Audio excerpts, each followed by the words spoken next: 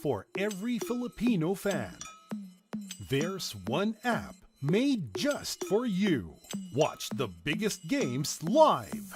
UAAP, PBA, PVL, and more on your preferred device anytime, anywhere. Go beyond the game with originals and shorts. All these and more for only $149 a month. Scan the QR code and type "Get started" to proceed. Watch the intense postseason action and get a chance to win exciting prizes with 2026 Playoffs Mania on Pilipinas Live. Subscribe to Pilipinas Live Premium and head to mysignal.ph/NBA on Pilipinas Live or scan this QR to join. Fill up the required information and submit your raffle entry, and you can win up to 30,000 pesos worth of NBA merchandise. Promo runs May 1 until May 31. Make your NBA playoff streaming experience more exciting with 2026 Playoffs Mania on Pilipinas Live. How much do we love Pinoy sports? As a fan, we don't just watch the games. This season for me, and I just owe it all to the work I put in. We watch every part, every angle, every name. We talk about the plays. Talk about it for days. We witness the big events, the thrilling moments, and relive the best seconds. We cherish the fears, the tears, at syempre, the cheers. How much do we love Pinoy sports? With all our heart, all-out passion. All the time. All with Pilipinas Live. Ang app natin para sa sports natin.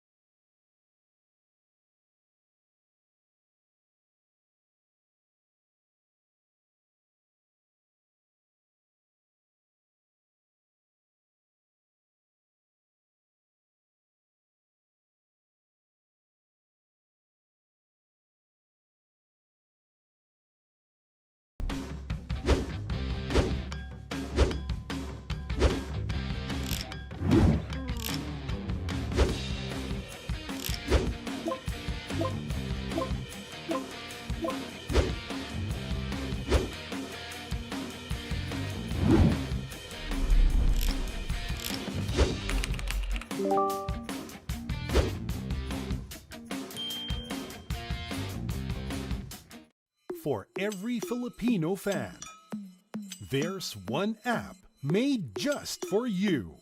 Watch the biggest games live. UAAP, PBA, PVL, and more on your preferred device anytime, anywhere. Go beyond the game with originals and shorts. All these and more for only $149 a month. Scan the QR code and type "Get started" to proceed. Partner, quick trigger. Means it loose up from the corner. That three may fall pa kay Octana. Sino for more? Yes! A massive connection. Keeper poise, let these guys play their men they want to do inside. Meralco has been torturing TNT with their defense. Series is tied at 2 apiece. SEMIS imposing himself here. Nakinaan sa depensa, and he finishes through the foul. Boy, what a move by RR! Ball is up, game is on.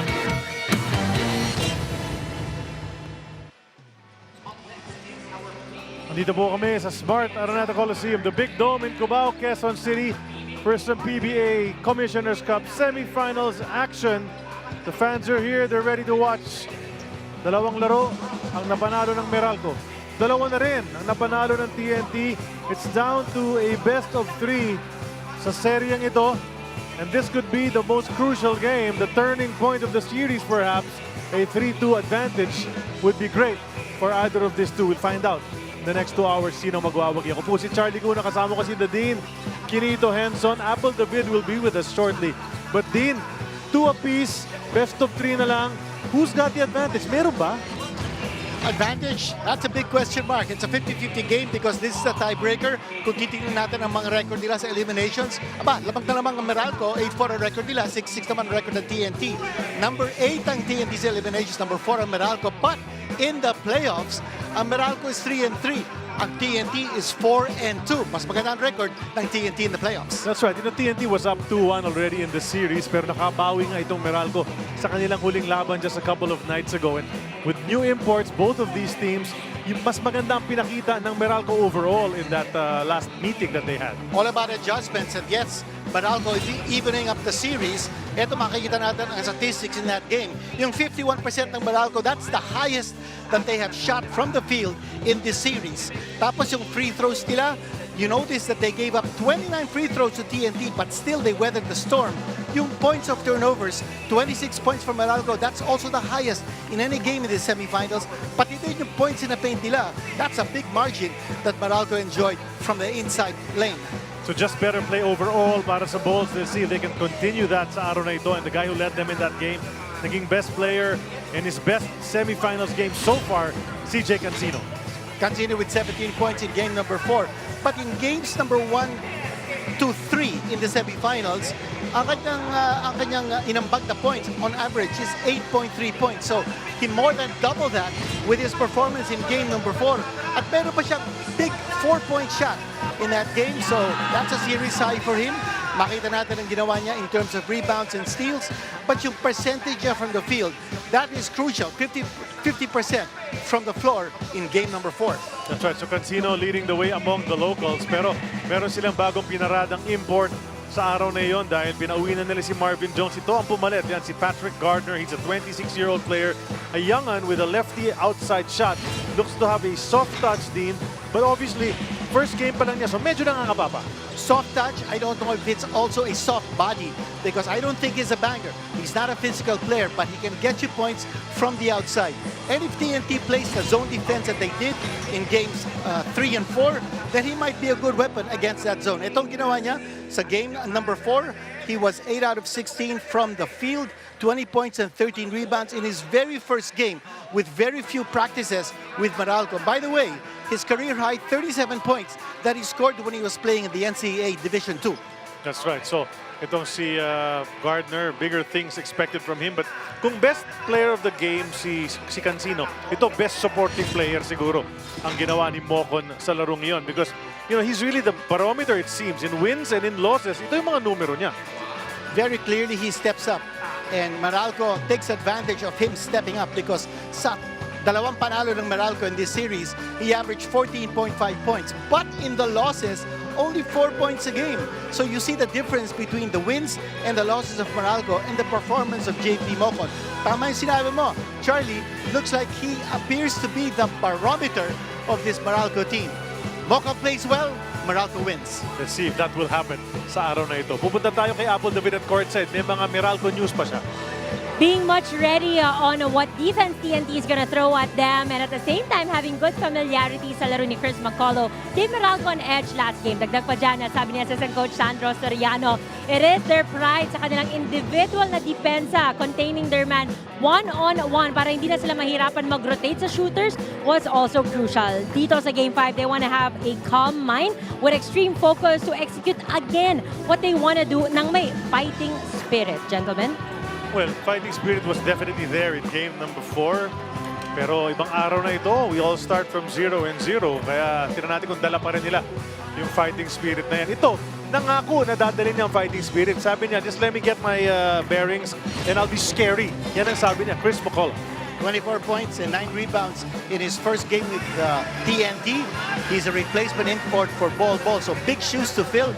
But you remember in 2019, he led San Miguel Beer to the Commissioner's Cup Championships by averaging 32 points.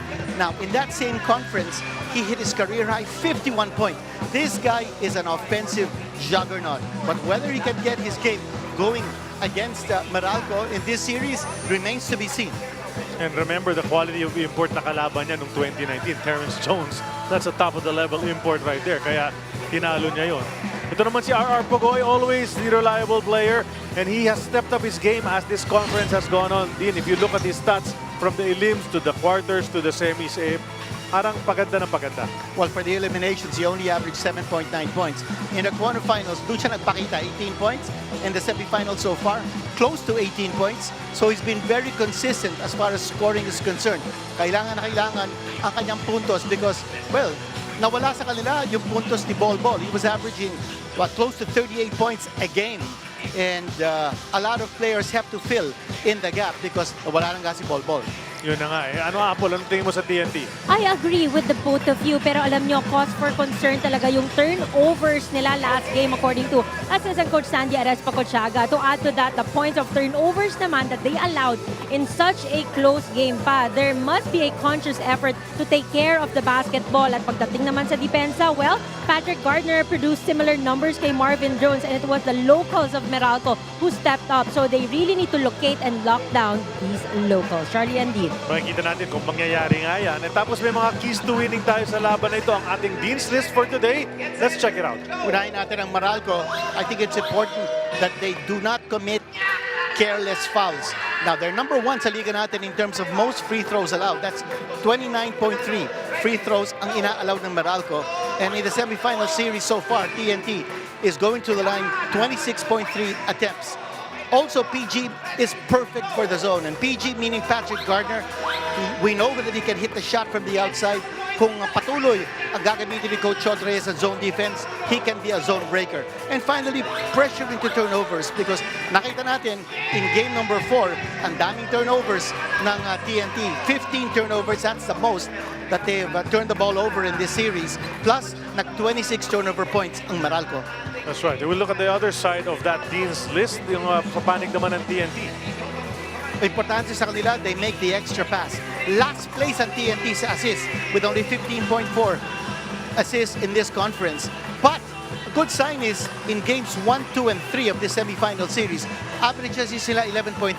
But in game 4, which they lost, nag-20 assists sila. Next is Oftana has to be back to form. Game 4, only 10 points. That's a playoff low para sa kanya. You know that he's capable of doing much more because in the semifinals, he's shooting 40% from 3 and 50% from 2. Finally, interior defense, so important because, well, we know that Meralco shot 54 paint points in game number 4, and TNT has to do a better job defending that painted area against Meralco.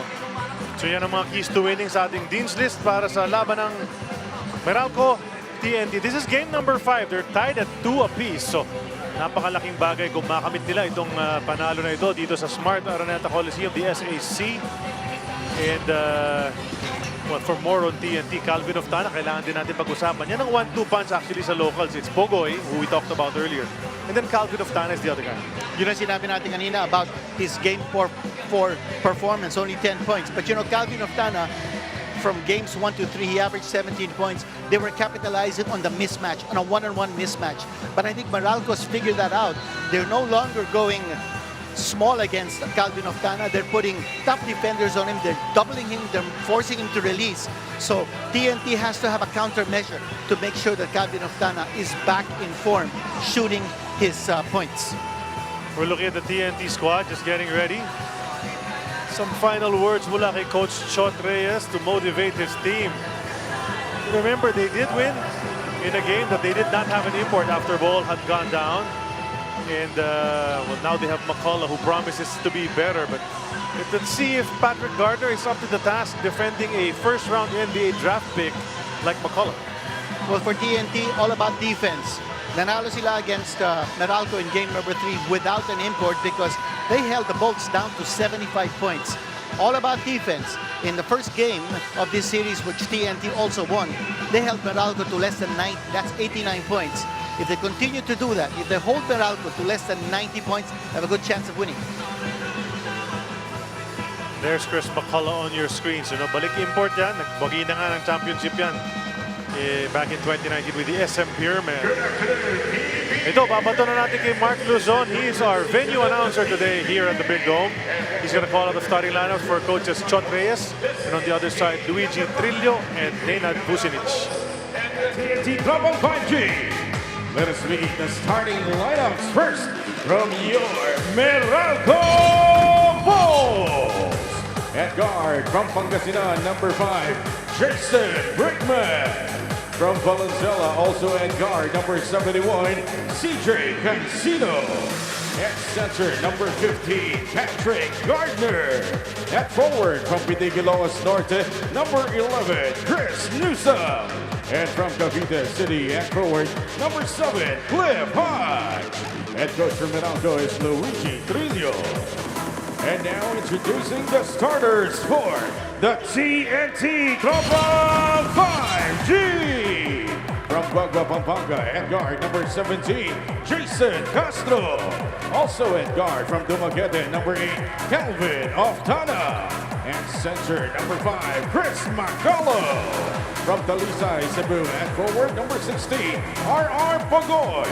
And also at forward from Cebu, number 21, Kelly Williams. Head coach from TNT's John Reyes. Game officials are Peter Balao, Marty Montoya, James Paez, and Jerome Guy. Our officials for this game, the crew chief is Peter Balao, assisted by Marty Montoya, James Paez, and Jerome Guy. Pangatlo, pang-apat yata na game na ni Jerome Guy yan sa seryeng ito. These are the starters for Nenad and Luigi. And on this side is going to be Chot Reyes as starters. Yan yung mga yan. So Jason Castro is in the starting lineup. Look at that. That's a potent first 5 if they start clicking in TNT. Well, for TNT, this is the first time that Jason Castro is starting in the playoffs. He started only one game during the eliminations. Ito na kanyang pangalawang start in this conference. And for Meralco, still the same starting lineup. And Lambatag is going to come off the bench for TNT while he had started previously. Ito ating first possession ng laban. Nakaputi itong mga TNT katropa. Tropang 5G rather. And then Castro goes over to McCullough. He'll take a 3 straight away. Mintis siya at nakuha na ni Gardner ang kanyang unang rebound. Nabanggit natin, Lambatag is coming off the bench. I'd also like to say that yung Meralco, they would be getting a lot of potent players off the bench. Si Quinto will be coming off the bench. Aaron Blackwell, 12 points last time. Now that's a high for him in the playoffs. And, you know, that's going to be something big for them if those guys can contribute off the bench for Meralco. Inside, Pogoy gets the inside position there. Bit of a bump mula kay Cancino. An early foul against CJ and a 3-point play opportunity for RR. Bit of a shove, no, just to create the space. And then not much contact by Cancino. That's why he was wondering bakit siya napituhan. That's how perhaps the referees are going to call it in this game. Yung barometer na pinag-uusapan natin kanina, si JB Mocon also is coming off the bench from Meralco. So those shock troopers are going to do a lot of damage against TNT. And for TNT naman, they also have their own version of shock troopers. Batak, as we mentioned, is coming off the bench. What about PGR? Right. Also a player who can contribute big numbers off the boards. Outside shot pops out for Cancino, but they get the offensive rebound. Another fellow would be heading coming off that bench on the other side. He will be the one to spell Jason Castro. Nakita natin.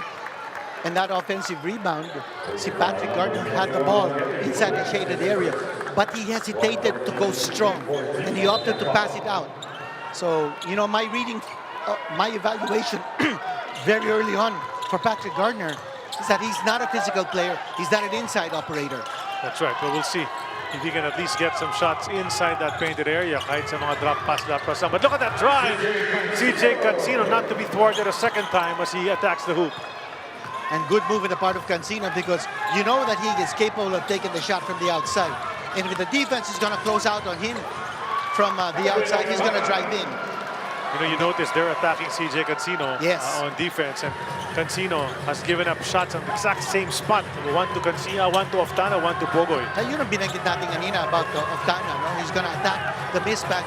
But I thought Meralco already figured that out. But here's Gardner attacking the basket, close range, not settling for any outside shot, and that's a good sign if you're Meralco. You want to get points in the paint, high percentage shots, close to the basket. Now it's with Oftana outside to Jason Castro. The quick move to the hoop, felt the contact, thought a whistle would blow. It didn't, and here's Gardner bringing up that ball. Will he finish all the way? He took the shot, but he missed. Cliff Hodge will clean it up. Na-late lang ng konting-konti si McCullough. What a drive coming from Gardner. Hindi lang pumasok, but he drew the defense towards him, and that opened up an opportunity for Cliff Hodge to get the offensive rebound. 4-pointer from McCullough is a miss. Meralco in the lead by 1, looking to extend. Here comes Newsom. Feels the contact, puts it up. Mali ang target niya sa pabandang tira na yan. Here's Castro going the other way. Bagsak si Pogoy. Then they go to RR. This Double time comes. they want to help out Cancino on defense. And finally, on the third attempt, Chris McCullough gets that 3 to drop. And McCullough was 0 out of 5 in his first game with TNT from 3-point distance. Ngayon, meron niya siyang isa. He's got a triple across his name. Here's Gardner. Gives it up to Brickman. Brickman goes to attack to the corner. Cancino extra pass. It's upstairs now with Brickman with 6 to shoot. Brickman. Yung subukan lampasan si Castro. Atake, sabay at siya ng bola, mintis. Nakuha na ni Williams yan. He had no one to pass to. That's good defense by TNT. They forced Brickman to go one-on-one, and because of his size or lack of it, he didn't have a good shot. Third time. That's the third field goal of TNT from that exact same spot. Pumapasok sila doon.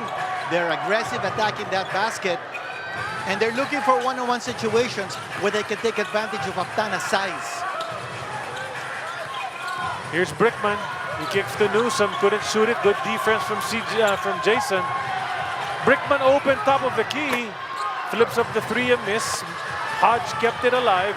Brickman will try again. Hindi na naman pumasok. Oo, dalawang beses yun. We're 4 minutes into this game. The lob to McCullough inside the paint. He can't finish. Gets it right back. The defensive Gardner was there, but McCullough's able to finish. All about power, Chris McCullough not giving up on his shot. And he feels he's got the power advantage over Patrick Gardner. Newsom against Castro. Newsom will go up. Felt the contact from McCullough. 3-point play opportunity para kay Nunu. Kung anong ginagawa ng TNT sa kabila, yun din ang ginagawa ng Meralco on their side of the court. Attacking the defense of Castro and then getting away. Too late to help defense ni McCullough. Ito nga yung bangga, sabay basket, panalo play of the game. Yan, hatid sa atin ng TNT.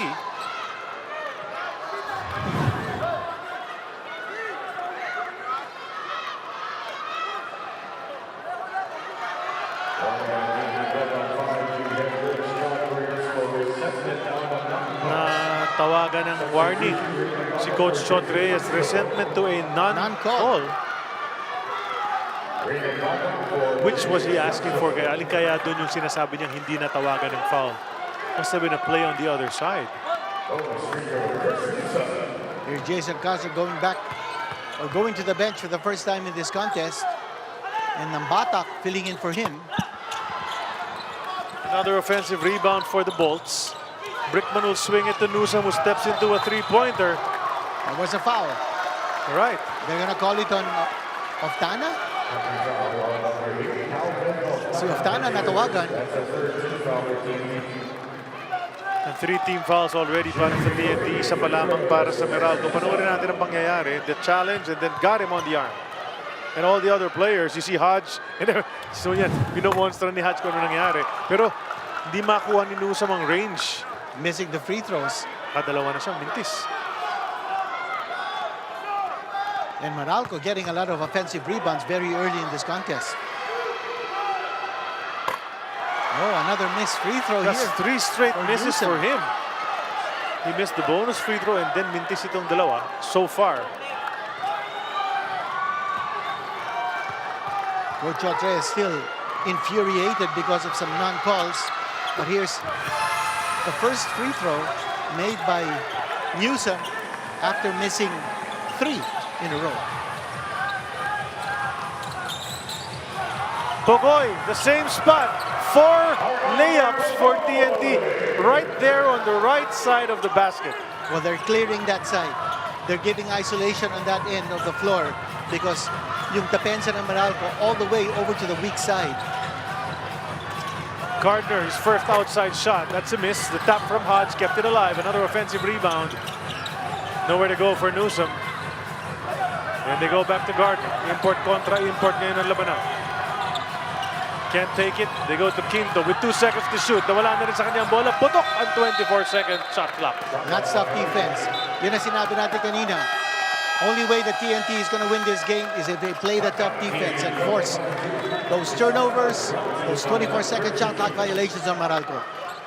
Timeout has been called. It's brought to us by Soler Online. Play the game your way on Soler Online Sportsbook.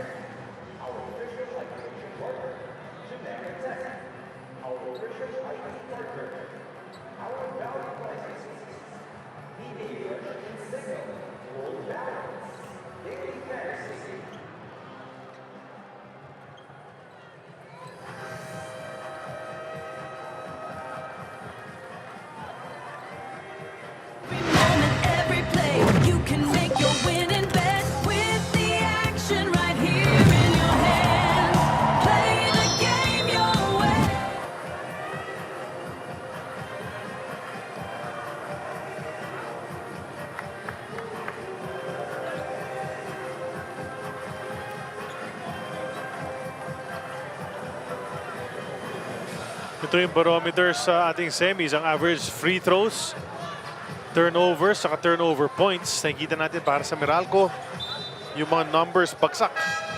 Those are the 2 wins of Meralco. Yun ang mga winning barometers nila. When they have more free throw attempts, they have less turnovers, and they have more turnover points. Nananalo sila.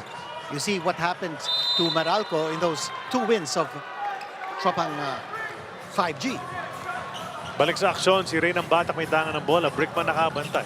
Trending ngayon, Charlie, yung assists ng TNT, they have 4 assists now against only 1 for Meralco. Trending din for Meralco.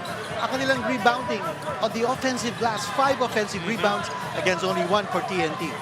But they're trailing the Bolts right now, and they need to get a basket as we're almost halfway through the first period. Brickman goes to Newsom. 3-pointer yan. Kung pumasok, wala. Nakuha na naman nila ang offensive board. Brickman this time. That's 2 rebounds in a row for him. Here comes Quinto.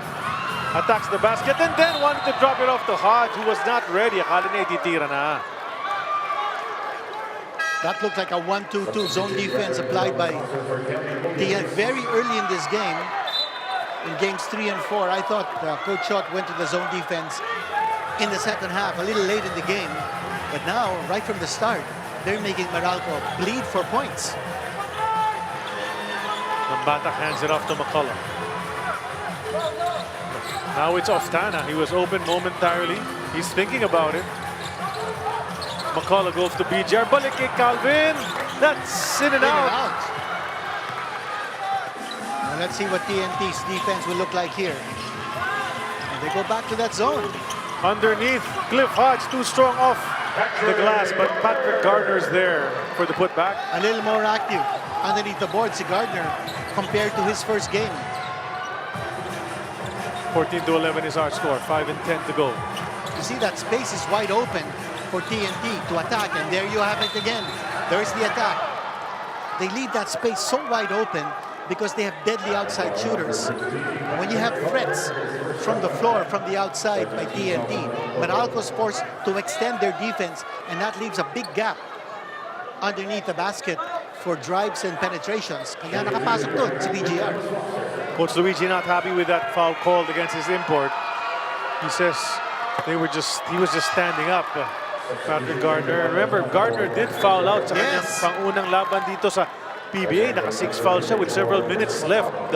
Na-sustain lang ng Meralco at natapos din na yun na napanalo sila. Pero you know, that was big, and he needs to stay away from foul trouble as he heads back to the bench. And Raymond Almazan, seeing his second straight game, playing in his second straight game dito sa ating series. And after sitting out 10 straight games. Tama. So his second appearance in the playoffs of this conference for Raymond Almazan. 5 minutes to go, umupo na si Gardner. Ano ba foul ni Gardner? That's just his first. Isa pa lang. Isa pa lang. Then linabas na rin kasi si McCullough. So, that's a accidental hit. BGR got Cliff Hodge. This is tremendous defense that TNT is playing. Anyone who has the ball, tinatrap nila eh. The way that I'm looking at that matchup between BGR and Hodge, because these two guys are guys who have the tendency to, you know, do extra motions, shove a little more than the others, And they're rugged. pisikalan yan. They're both rugged performance. Brickman trying to get away. They go to Almazan. Now it's with Newsom. Newsom in the paint. He'll turn a couple of times, put it up, and miss. Galinato the board. Heading, waiting for his teammates. He goes to Nambaka. Then Oftana, who was open, but can't put it in. Rebound from Almazan. Up ahead to Newsom. He's the only dark shirt there. Ito na, nakahabol yung iba. And because of this kind of defense that ginagamit ni Coach Shot, he has a brand new backcourt on the floor with Nambata at saka si Heading. Papasa paloob sana. Nasipa. Tapos pupunta na sa kabila dahil turnover na yan para sa Meralco Bolts. There's a lot of congestion in that lane. And with that kind of 2-3 zone defense, those three backliners are able to clog the lane. Kanya hindi nakakapasok yung Meralco. And we did say in that game number 4, ang daming paint points. Ang ginawa ng Meralco, a total of 54 paint points. And that's something that TNT is addressing right now. Henning hoists it from three-point land and hits his first three-pointer. Lead is up to 7, under 4 minutes to go. Brickman. Nahihirapan ng Meralco makapasok. Had to pick up his dribble. Now it's Hodge. 12 to shoot. Banquero finding Hodge. Hodge so tight, goes to the other corner. Quinto for 3. That's way short.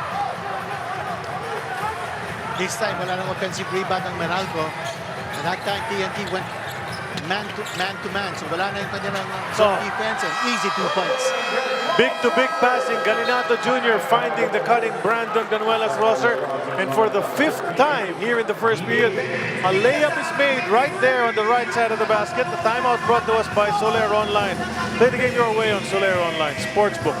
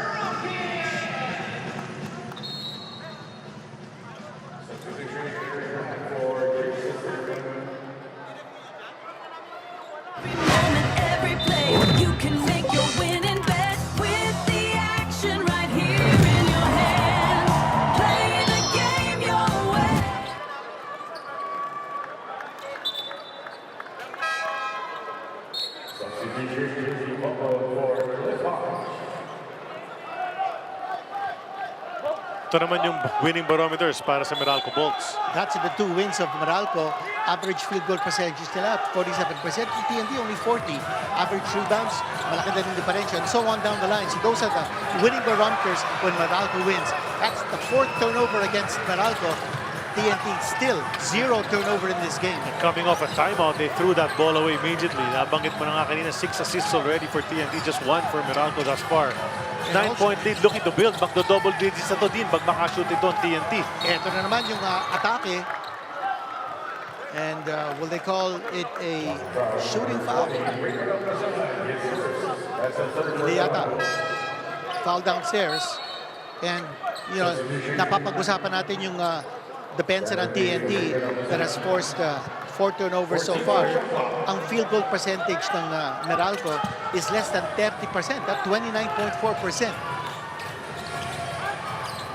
Stingray from outside. That's short. Easy board for Mocon. Running ahead of the pack was Quinto, pero hindi na linid pass ni Banquero. Mga bench players dito ng Meralco. Brandon Bates, who didn't play last time out, is now on the floor. Mocon, that's tipped. Nakakuha na ni Banquero. Only 7 to shoot. Banquero goes baseline. Tried to kick it to Quinto. Oftana saving it, but he was foot on the line. So 3.9 seconds for the Bolts to try to come up with a field goal. They've been stuck at 11 for a bit. And it's still the zone defense that TNT is playing. Kanina I said that they strayed to a man to man, but that time Meralco getting the shot from Banquero. Nice runner mula kay Chris Banquero. Had to alter his shot too kasi may depensang tumalon. Well, also because that defense of TNT, if you're stagnant on a 2-3, talagang tatamaan ka ng jump shot ng kabila. Now it's an offensive rebound for TNT. And a second chance to get a basket here as Heading will bring it to the middle. Bounce it over to Galinato, but then a kick ball from the Bolts. Shot clock is reset to 14. Trying to execute the pick and roll that time. 7-point lead here enjoyed by TNT. Under 2 minutes to go in the first quarter as Heading tried to go to BGR, but they threw that one away. Banquero to Black. Oh, I thought tipped Black out of bounds by Oftana, maybe? I thought Aaron Black touched it last. Hindi na kailangan mag-challenge kasi Peter Bala corrects the missed call or the wrong call. That ball came off. I thought it was Aaron Black. Anyway, it is TNT ball. Yun ang nga sinabi ni Balo doon sa isang referee na unang pumito. Better angle daw siya at si Black nga daw huli nakatapik doon. So just a miscue again on the part of Meralco. And another layup. This time it's Jordan Heading from the left side of the basket. And the points of the paint coming on strong here for TNT. They're attacking inside. They're aggressive. Wala naman si Patrick Gardner, so walang rim protector ang Meralco except for Brandon Bates. It's a 9-point lead for TNT. Again, look at that 2-3 zone defense. Quinto can take the three. Brett brought it a bit closer. The jumper is good for Bong. Again, the point we were saying, if you're playing a 2-3 zone defense, dapat gagalaw ka rin. You can't just be stagnant on that 2-3 zone defense because someone is going to come in, take a jump shot over that 2-3 zone defense. Exactly what happened. And that lead was cut down to 7. We're under a minute to go here in the first. That's a miss from Jordan Heading. Tapikan ng bola, mananatili ang bola sa panig ng TNT. Top out ni Brandon Bates. Yan, papasok si Pugoy. Upo muna si Oftana. One gunner for another. Still no sign of either import coming back in this game. Right. Well, less than a minute to go here before the end of the first quarter. Second quarter na siguro yung mga yan.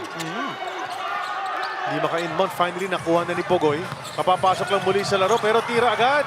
Bitin, nakuha rebound ni Aaron Black. Quinto asking for it. Black not giving it up. Finally, he does.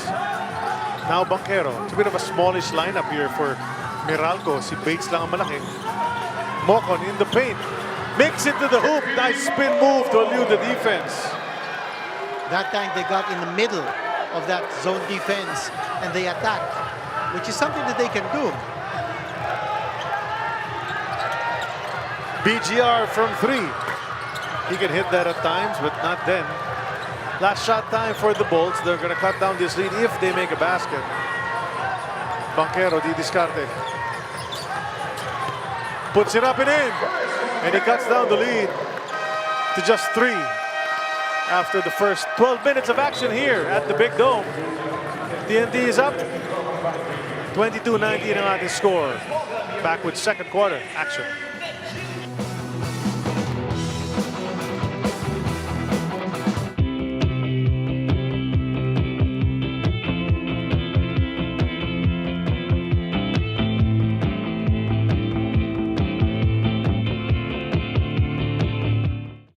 Ikaw ba, alam mo ang tap-tap send at gumagamit ka ba ng tap-tap send?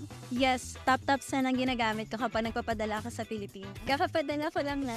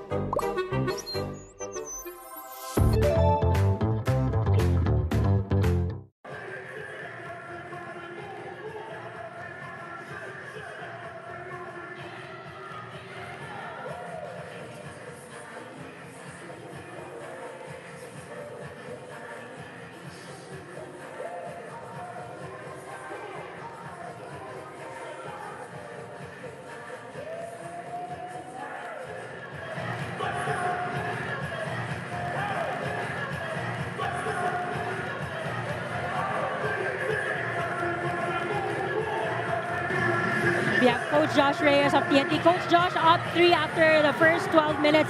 What do you want to be able to sustain or do even better in the second quarter? Well, number one is not turning the ball over. We felt that our turnovers and the turnover points that we gave up were just too much to overcome the last games. So really be top with the ball and execute so that we take shots first of all and sustain that execution the whole game. Thank you so much for your time, Coach Josh Reyes. Back to the panel. That was Apple David together with the assistant coach Josh Reyes and Tropang 5G. And they're up by 3. Chris McCullough back in the game as we expected.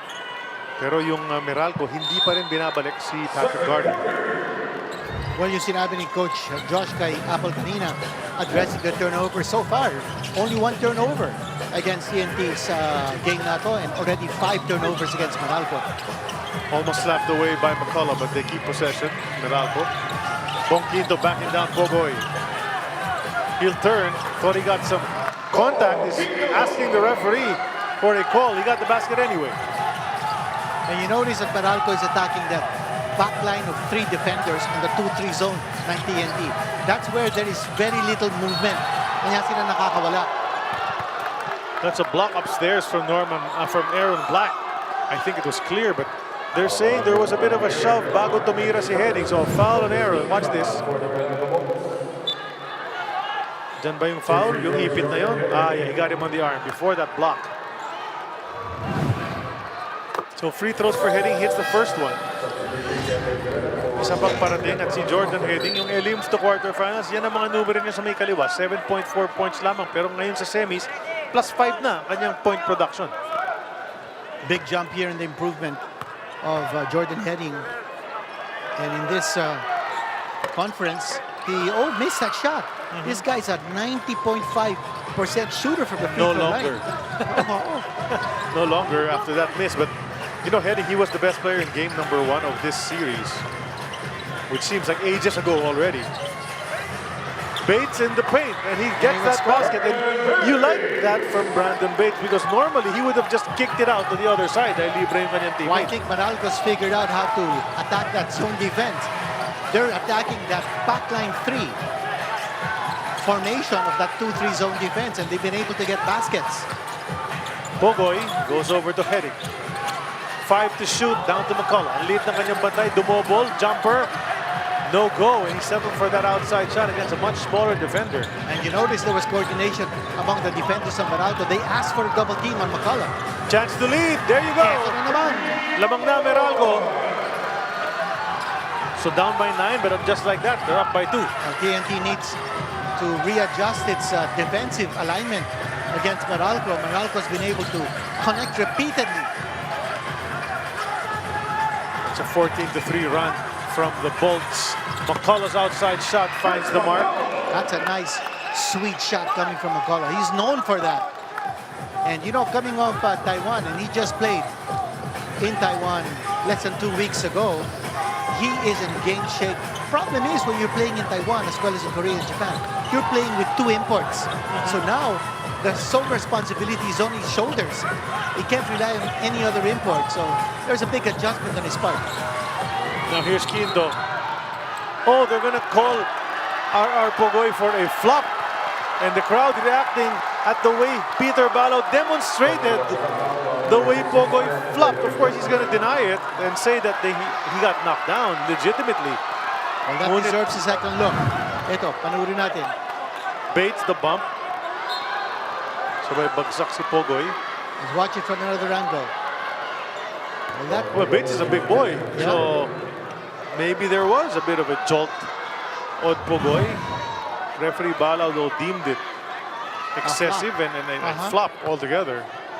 And R.R. Pogoy is saying that there was contact, there was body contact, but missing the free throw. Sabihin ni Pogoy, yan ang tama. By the way, that is a perfect example of, I think, what the PBA wants to introduce next conference. Yung tawagan, especially of those picks in FIBA, makapal sila tumawag eh, tayo manipis. At that time, medyo walang call because kinakapalan ngayon ng ating mga referees yung pagtawag of those picks in the contact. So this is probably an introduction to the change of or the tweaking of the rules to conform to FIBA. Pass was too high. Yeah, that's a backing violation. Even a 7-footer couldn't handle that one. So backing nga ang tawag dyan. Back in the day, they say now backcourt violation. Generic na yung term. And 14 on the shot clock of TNT kasi front court na ang inbound. Down to McCullough, quickly back to Oftana. Swinging to heading, back to Calvin. Oh, yes. That's a connection from Calvin O. And you notice the ball movement that time. They didn't just go for a one-shot or one-touch offense.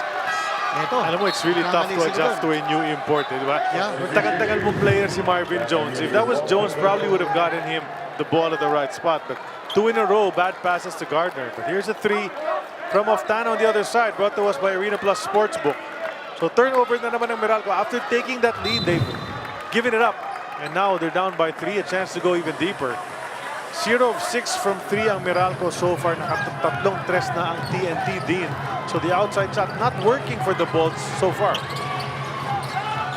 And Pugoy wants to add another one. Almost got it. Aaron Black the rebound. He's one of the better rebounding guards in the league. The lane is open. He goes up, but loses it altogether. Nothing happening on offense. 3 sequences in a row para sa Meralco. McCullough 3. No go. Layo.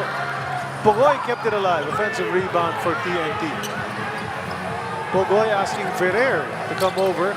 Look away pass na nahuli naman ng Meralco. For turnover naman para sa TNT yan. Good deflection on the part of Meralco. Staying strong on the defensive end.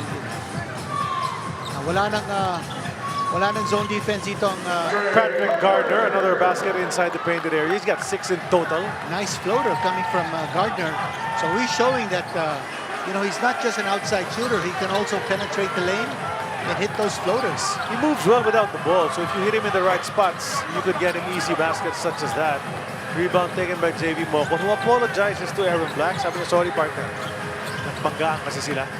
Now with Moko, can't take it. McCullough's there. Black will put it up from 3 and get that one to go. And Meralco, just like that, back in the driver's seat, up by 2, 30-28, with still 7:42 to go. Sa ating second period. Action picking up, more players contributing. That's the first 3-pointer of Meralco in the ball game. And it puts them up by 2. Timeout is brought to us by Soler Online. Play the game your way on Soler Online Sportsbook.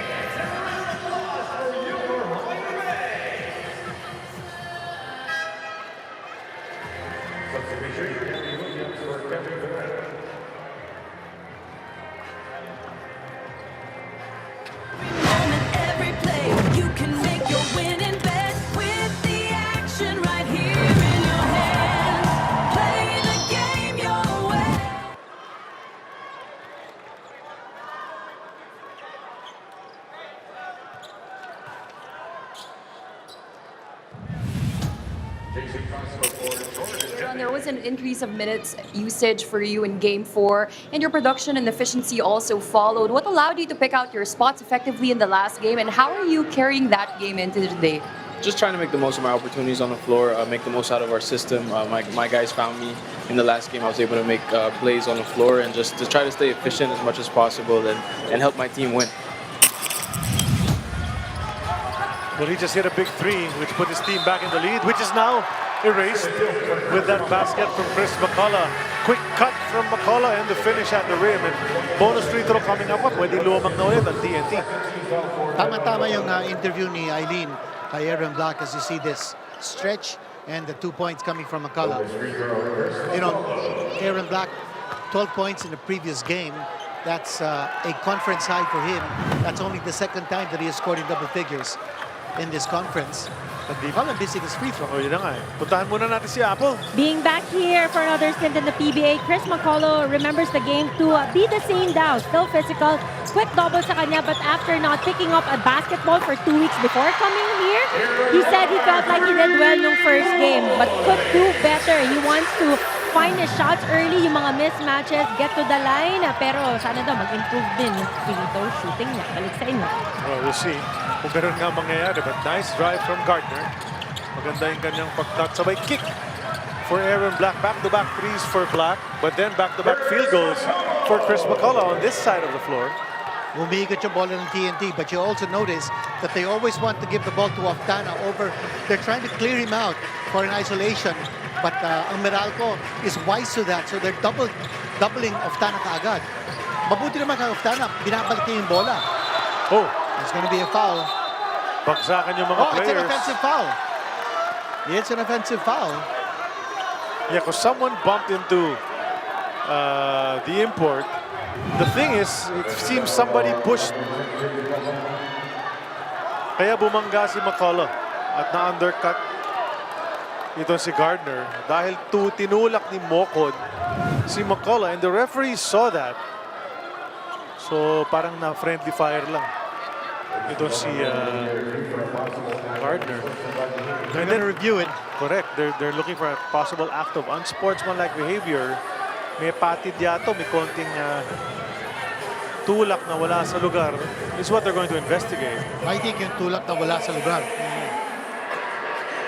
that's going to prevail because it caused a bad fall. So Mokon was jostling for position, and in that movement, okay, not met yung act of unsportsmanlike behavior criteria. So it's just a regular foul, but that's a turnover on Meralco, and the ball is back with TNT. And the foul was on Mokon? Yeah, naupo na siya agad. Pinalitan na siya agad. Papasok si Cliff Hodge. Because that would have been an easy trip to the line for Patrick Gardner if not for that foul by Mokon. Check that, it's Jansen Rios. Yeah, and you notice they keep on doubling Oftana over on the strong side. Yeah, but then that left RR Pogoy open. At dahil sa tres na pinasok ni RR, bumalik na rin ang lamang sa TNT, but just by 2, 35-33, almost halfway through the second quarter. Let's watch this. Extra pass from Castro. And Pogoy knew what to do with it, which leads us into this timeout, which is brought to us by Soler Online. Play the game your way on Soler Online Sportsbook.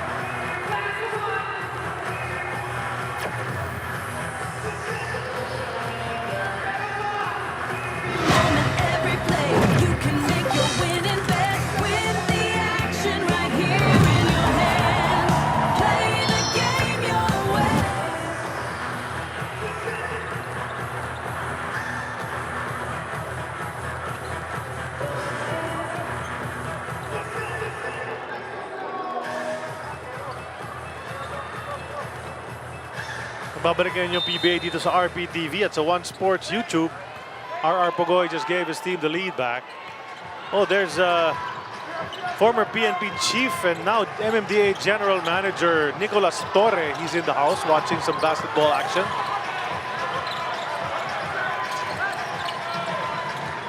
Meralco looking to tie or take the lead. Lead ang gusto ni Banquero. Ngunit hindi pumasok kanyang 4. Ito si Jason Castro, quite ineffective in his initial stint starting the game. Oftana threw that one away. Again, basang-basa ng Meralco kung anong gagawin ng TNT. They give the ball always over to Oftana. On the strong side is Jansen Rios. Yeah, Rios was practicing that din about 2 hours before the game. Pinanonood ko siya. So he hit exactly from the same spot kung saan ko siya nakita tumitira kanina. And he's been an X-factor for Meralco. This time, hindi nila binibigay yung bola kay Oftana. They're keeping it over on that side. Here's a strong move by McCullough, but he will miss that shot. Jumper is not automatic para kay Chris McCullough. And Kelly Williams has to be more active in crashing the offensive boards.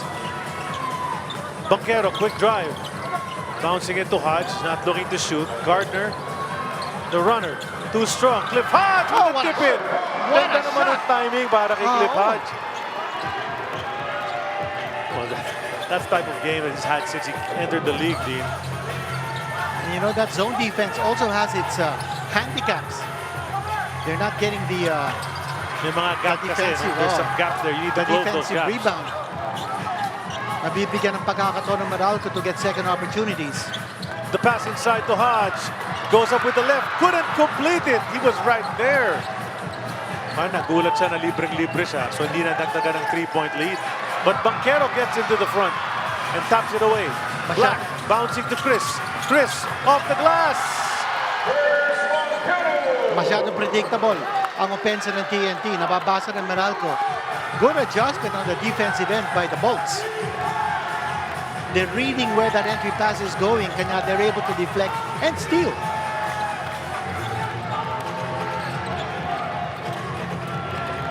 McCullough wanted it, hindi mabigay sa kanya. Nadali ni Castro sa may kanan, sabay pasa kay Oftana. Oftana biglang tira. Off target. McCullough fighting for it, but a bunch of dark shirts boxing him out. Meralco looking to add under the 5-point lead with 3:24 to go in the first half. Black crossing over. Black already with 2 3-pointers in this game. Here's the mismatch. Oh, but they go to Gardner from the outside. Hindi pumasok. Hasn't bought the 3-pointer yet in this ball game. Remember, his first points in the PBA came on the 3-pointer. And he was 3 out of 6 for that game. Castro, Blanca. Ito si Williams. Black trying to stick with him. The drop off back to Castro. 8 seconds to shoot. There's still time. He'll take it over Gardner and hit it. Shot. Jason Castro.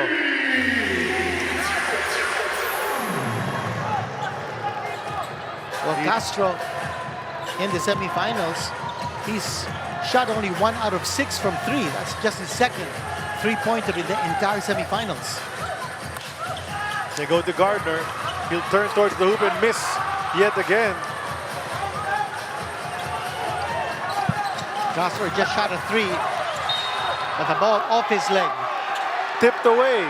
And the referee, guy at the baseline, says it's off you, Jason. They'll challenge. Jason Castro is very confident. Wala yatang challenge. Wala ba? I thought. Or they haven't announced it yet. No, mukhang walang challenge. Yeah, just a substitution of referees. So that was off Castro as it stands. Turnover on TNT. Brickman back in the game. Ginamit ang screen ni Hodge. Di makawala kay Castro si Jason. Ayun, may switch na. Sabay bagsak. Si Castro offensive foul. Si Patrick Gardner shoving Castro down. Gardner better watch it. Castro still upset over that last play nung sinabi nilang siya ang huling nakatapik. But did you notice the switching defense ng TNT? So nagkaroon na sila ng adjustment. They're veering away from the zone. They're going man-to-man and they're switching everything now. So ginugulat ni Coach Shot Reyes ang Meralco. Watch it here. Here's that push. And then, init siya ni Patrick Gardner. So Gardner could not contest that at all because it was clear as day. Watch it there. Yeah. Get out of there. Get out of my way, sir. There was a switch, so all of a sudden, Gardner. Pero may technical foul ngayon din. Yes. Kay Castro for addressing the referee inappropriately. Second technical free throw na namintis ng Meralco. Kanina si Bong Quinto dun sa flopping ni Pogoy. Sabay ngayon, dun sa technical against Jason Castro, who seems very upset at this point. A lot of missed free throws here on either side. We'll give you an update on a free throw situation a little bit later on. Heading. Williams thought 3, then lost the dribble. 5 to shoot. Heading will pull up. That's a bit too sharp on the 3. Brickman inside to Gardner. And he's fouled on the way up. Si Jordan Heading ang guilty party dyan. Free throws para kay Patrick Gardner, who seems a bit frustrated. Can't get his offense going at all.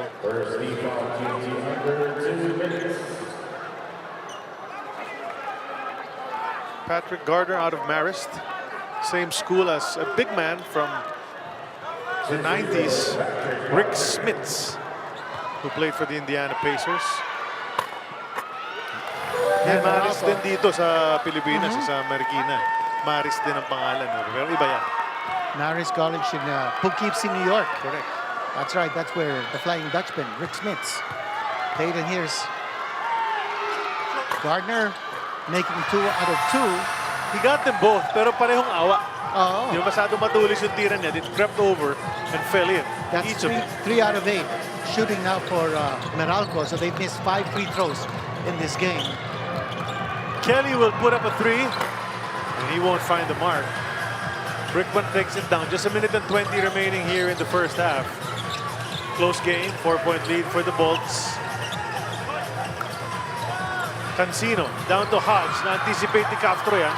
But Hodge is almost able to recover. What happened? Foul will be called on Cliff Hodge, clipping the heel or the foot of Jordan Heading, says referee Balao. So that's going to be a foul on Cliff Hodge. That's right in front of the bench of TNT. Penalty situation. Is that the penalty situation now in effect? Or not yet. Ngayon pala. Ngayon lang. Ang TNT, however, is in the penalty. There's a little over a minute to go left in this first half. Brandon Bates replaces Gardner. Watch what happens here. So pagbagsak, hinawakan niya yung paa. Yun. Pinabagsak niya si Heading. It reminds me of something that happened in the Miami-Charlotte play-in series. We've seen the plays like that before. Oh, Pogoy, fake pass. Sabay, ay, na-drop sana yun. Pero pinabayaan na ni Brickman lumabas. Miscommunication, Pogoy and But Brandon. the right idea. Wanted to give it to the big guy who was cutting in. Okay, less than a minute to go here before the end of this first half. It's been nip and tuck. It's been very close, very tight. Yeah, may mga lead change-off tayo, couple of ties along the way. CJ Cancino against RR Pogoy. Mga scorer yung dalawang yan. And Cancino unable to on that play, on the lean-in. 13-second difference between our clocks. As TNT now will try to get a basket. McCullough drives. And that could be an offense? No, it's a blocking. Nagtinginan si James Paez at si Jerome Guy. And they kind of agreed, nagkaintindihan sila na gumagalaw pa ang defender. Bagsak though. Okay, panoorin natin. Si Cliff Hodge. Oh, walang established position ang defender. But Coach Luigi Trillo is upset. Furious. I mean, to understate it, that's a technical on Luigi Trillo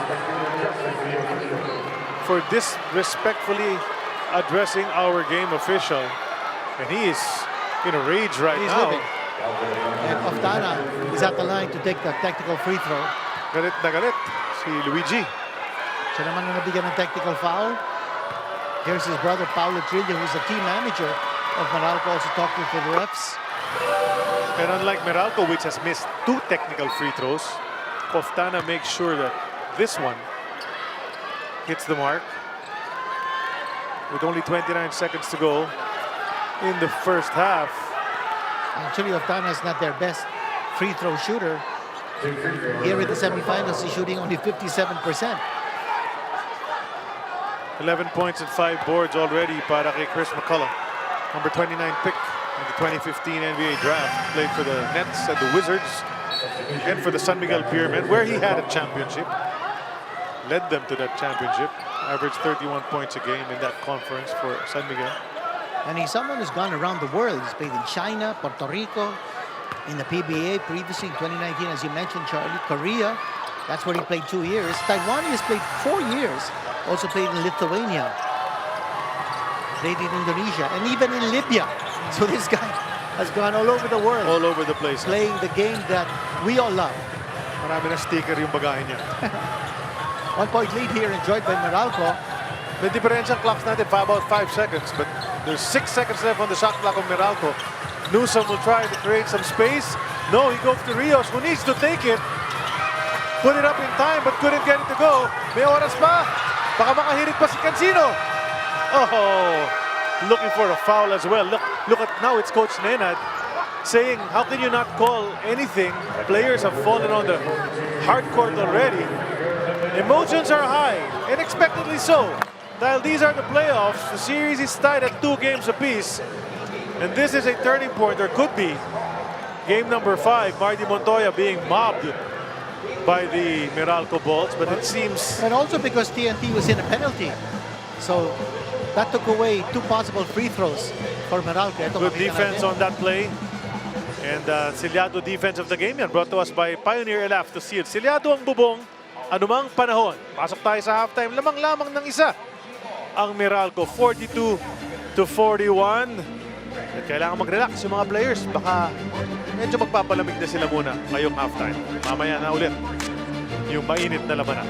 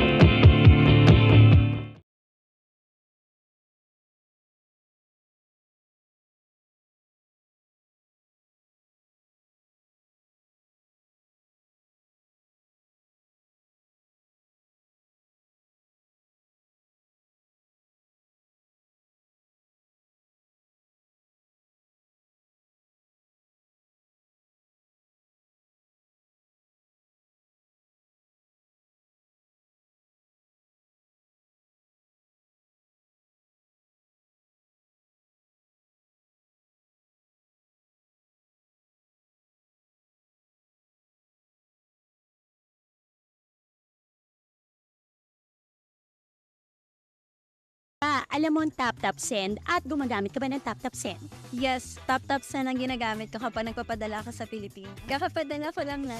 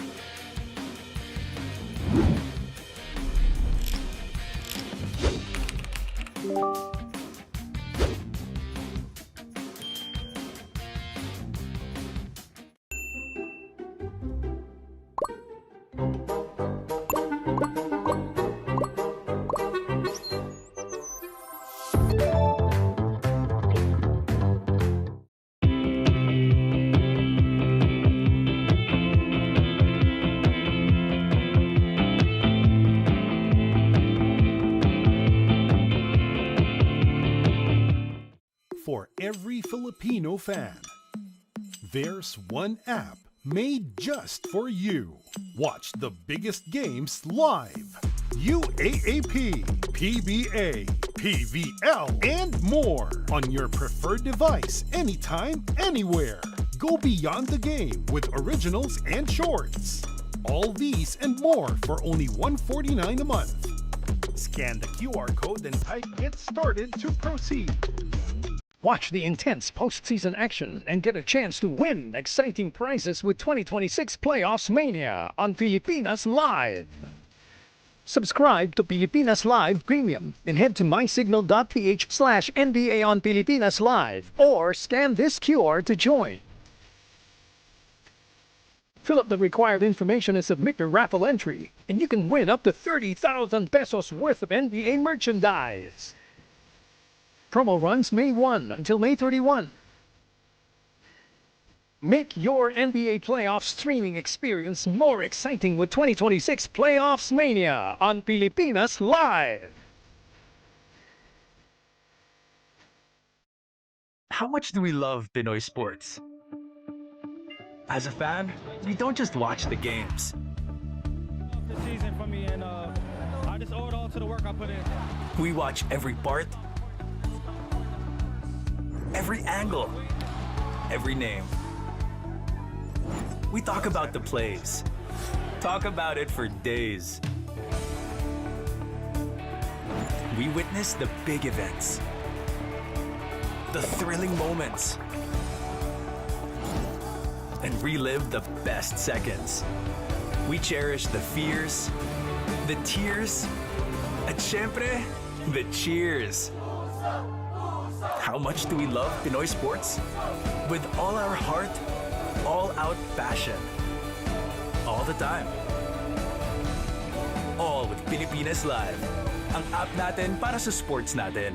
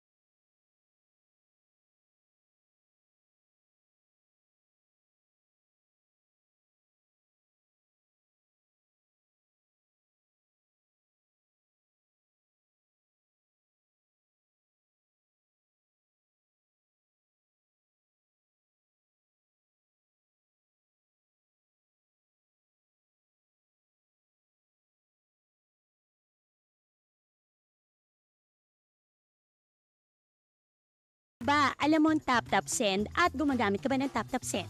Yes, tap-tap send ang ginagamit ko kapag nagpapadala ka sa Pilipinas. Kakapadala ko lang last.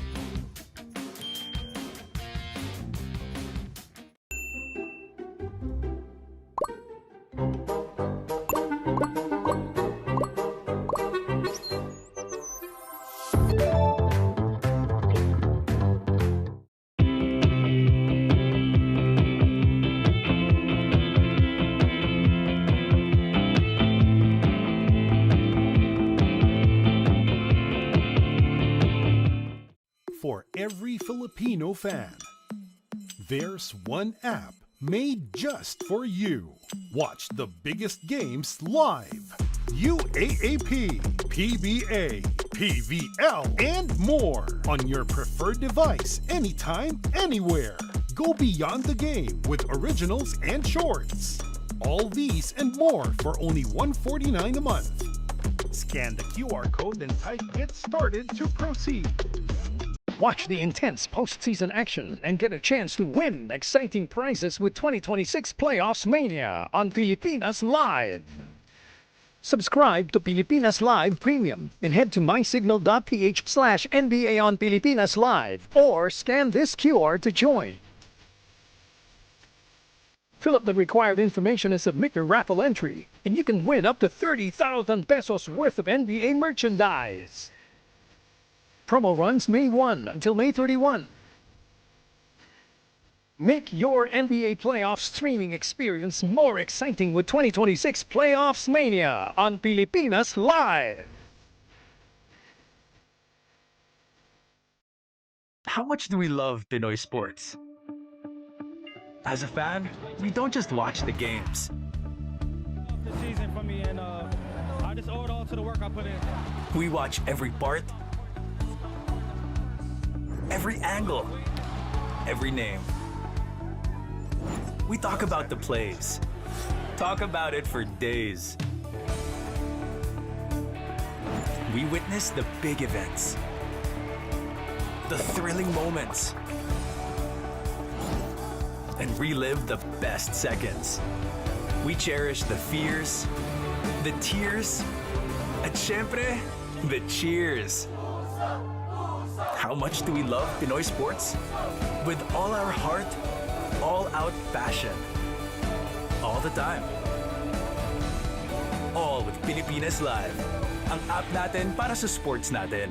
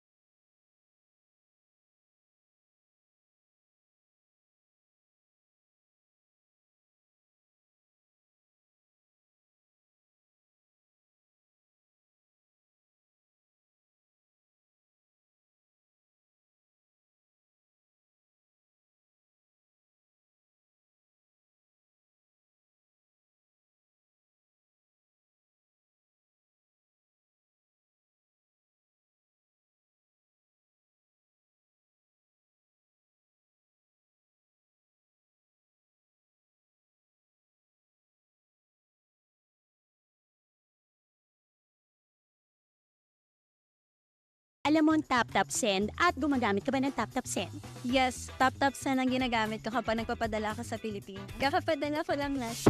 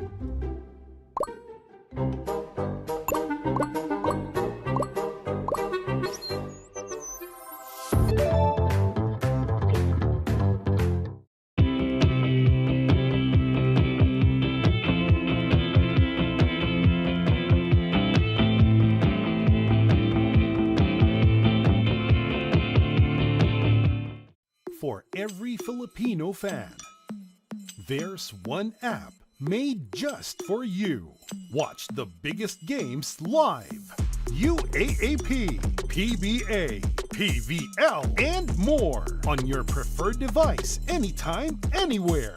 Go beyond the game with originals and shorts.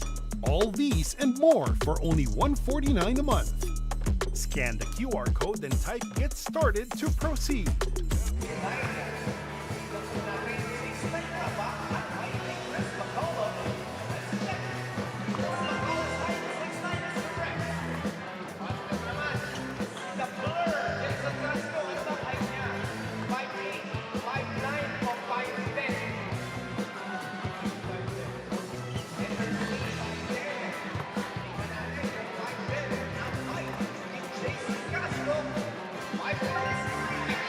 We're at the half here at the Smart Araneta Coliseum. Isa lamang ang lamang ng Meralco, 42-41 in a really tight contest that we've had so far, Dean. Low-scoring ball game. We've had 3 ties and already 7 lead changes. So, as we said at the top of our coverage, this is a 50-50 game. But a big one because whoever gets this win will go ahead in the series 3-2. That's right, and after one quarter, it was TNT in the lead, and then na-take over na ng Meralco with a +4 in that second period. Kaya ito yan ating score. Ito yung mga numero natin, Dean. And check out these stats because you'll see both sides actually had an advantage. Sa bench points, malaking kalamangan ng Meralco. Perimeter points, lamang naman ng TNT. Points in the paint, lamang ang Meralco. But in terms of turnovers and points of turnovers, lamang naman ng TNT.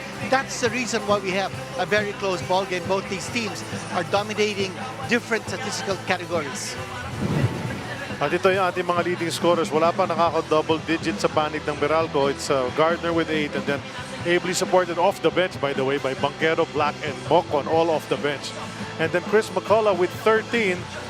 Pogoy and Oftana, the two gunners, have 8 apiece, and Jordan Heading came in off the bench to score 6 points. Well, to underscore the defensive orientation ng laro, both McCullough at saka si Gardner, they are shooting less than 40% from the floor, but it's just a 1-point lead. And, you know, my feeling is this is going to go down to the wire. We'll go over to Eileen Shi. She's with assistant coach of Meralco, Sandro Soriano. Coach Sandro, after the first half, you're leading by a point. How are you planning to create separation come the second half against TNT? Well, number one, we got to get stops, especially our post defense. We have to have individual pride on defense, push them out of the paint. And offensively, we have to keep moving the ball. We have to get good shots and not make turnovers, just like what we did in the first half. Thank you so much, Coach Sandro. Gentlemen, back to you. Simple rin, no, para kay Sandro Soriano. Obviously, these are things that they talked about at the break, team. And may mga kailangan adjustment na gawin itong Meralco. Pero puntahan na natin yung mga update ng teams list natin so far. Well, unang-una, no careless fouls for Meralco. That's a check. Marco, konti lang ang mga free throws na binigay nila for TNT. X-Mark naman, PG, perfect for the zone. He has been hitting his outside shots. And they have not been able to pressure TNT into those turnovers that they badly need. So 2 X-Marks for Meralco and only 1 check mark para sa kanila so far. So here we go with action dito sa ating second half. TNT with the first possession. Pogoy against Cancino. Ina-attack nila yan early on. Ito yung sa kabilang panig naman. Well, 2 check marks here for TNT. They've been able to make the extra pass. Oftana is back to form, but their interior defense, yun ang malaking pagkukulang nila as they gave up a lot of points in the paint. In fact, 26 points in the paint for Meralco. They're plus 10 at the point. Great defense from Meralco for about 24 seconds. Under the gun, Castro, desperate for a shot. Kumagat naman si Cliff Hodge. So 3 free throws para kay Jason Castro. Malaking bagay si Jason Castro. As we mentioned, this is only the second time in the entire conference that he has started for TNT. And Coach Chot Reyes obviously wants Castro to set the tone right from the start with his court vision, with his leadership on the floor. Si Apple may report agad para sa atin. Yes, couple of things from the TNT huddle. Meralco daw is showing that they want this game. You can feel it in their energy in the first half. Now they need to show that they want it more. Dagdag pa dyan, they need to limit yung kanilang turnover. Same problem na naman. And then get those rebounds. And finally, play good defense. Hindi lang sa first group ng Bolts, pero pati na rin sa kanilang second group. Balik sa inyo. Thanks a lot, Apple. It's a 2-point lead now for TNT coming off that those free throws mula kay Jason Castro. Screen from Gardner to try to free up Newsom. Now they go to Patrick. He can shoot over Oftana, and he does just that. And yun ang hinahanap natin sa ating teams list. PG, perfect for the zone that time. No zone defense for TNT, but he hit the shot from the outside. Kelly, off target dyan. Nakuha na ni Newsom. He's trying to push. Hindi talaga fast break ang dalawang koponan noong first half. Din only 2-0 in favor of Meralco, so wala masyadong takbuhan. And Jason Brickman, I think those are his first 2 points in the game. That's right. He missed 3 attempts in the first half. Importante si Brickman also contributes because, you know, if he's a threat offensively, and if the defense clamps down on him, then he can start releasing the ball and facilitating, finding open guys. Oftana finding McCullough. Slams it home. That was wide open. Got that baseline. Late na rin nag-rotate si Patrick Gardner. So first dunk for anyone sa laban natin. Cliff Hodge at the rim, unable to finish. ahead of the pack is Oftana. Tipped away by Newsom, and they're going to call a foul on the reach-in mula kay Chris Newsom, who is questioning the angle that Marty Montoya called that foul from. Here's the dunk. Wide open space for McCullough to attack from the baseline.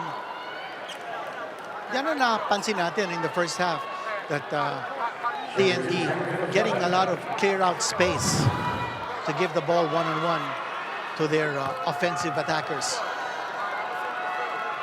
Oftana, 10 points in a previous game. Nabanggit natin that was a playoff low for him. Yeah. That's a bad performance for Calvin Oftana. Hindi pwedeng 10 lang yan. But so far, it's been a good night for Oftana. He already has 9 points. And he will get his 10th point, so that already matches his entire output in game number 4.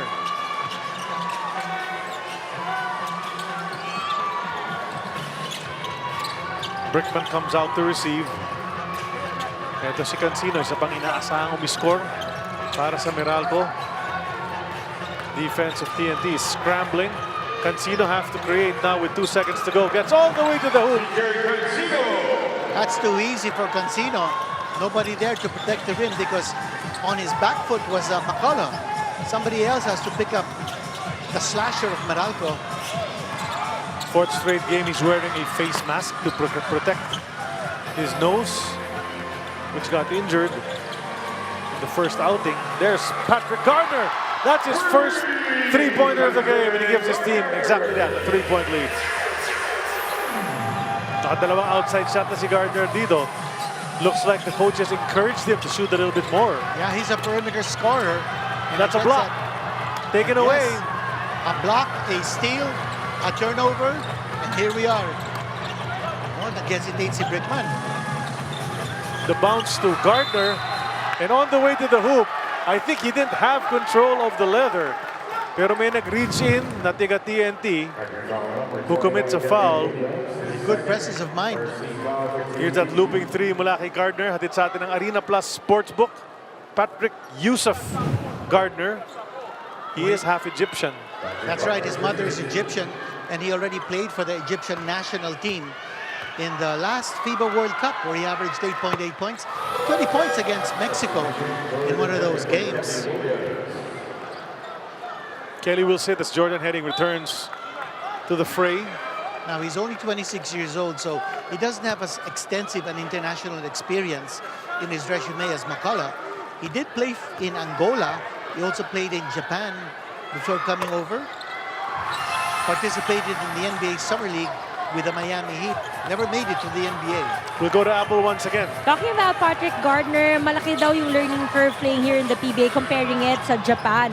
Yung style of play, even how the calls are made. So, he is still learning how his team plays, pati na yung scouting din sa kabilang team. So, nandun siya sa proseso ng fast-tracking yung familiarity and chemistry. Balik sa inyo. No, nothing surprising about that because you come here and that's what every import says sa first few games. Dito na ibang-iba talagang atmosphere, pati mga tawagan. By the way, kanina lamang si Jason Castro with the assist to a three-point connection by R.R. Pagoy. At wala nakuha si Cliff Hutch doon. Nice effort from him pa. Tapik-tapik ng bola to try to keep it alive, but not enough to keep the possession. And Gardner out again. Only 4 minutes, not even 4 minutes into this second half, and he's being seated on the bench one more time. His task is also to play defense against Oftana.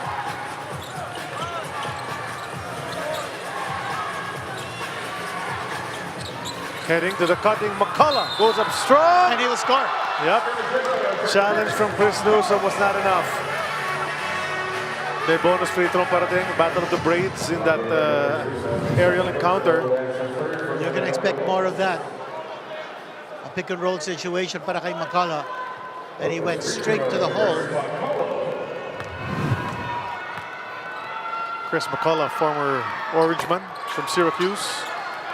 Only played 1 season before declaring for the NBA draft. And he was picked in the first round by the Brooklyn Nets in 2015. Which raised a few eyebrows actually din. Dahil nga, di ba yung average niya naman sa unang taon niya sa Syracuse wasn't that impressive.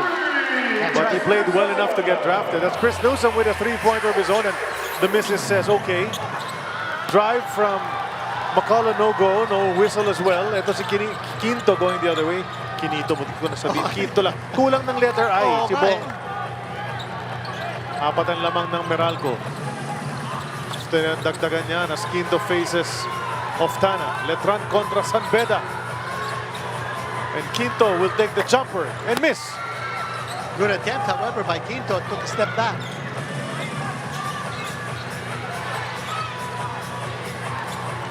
In the long court is McCullough. He'll set the pick. Castro back to McCullough. He'll get the pass on the pick and roll. And he scores. That short hook shot. Effective talaga pag kanyang kakatangkad dito sa PBA. You can use that hook. Yeah, and Charlie, effective then si Jason Castro. Oh, yes. Getting that ball to the guy who rolls to the basket off the pick. Balik kay Cancino, bato sa tres.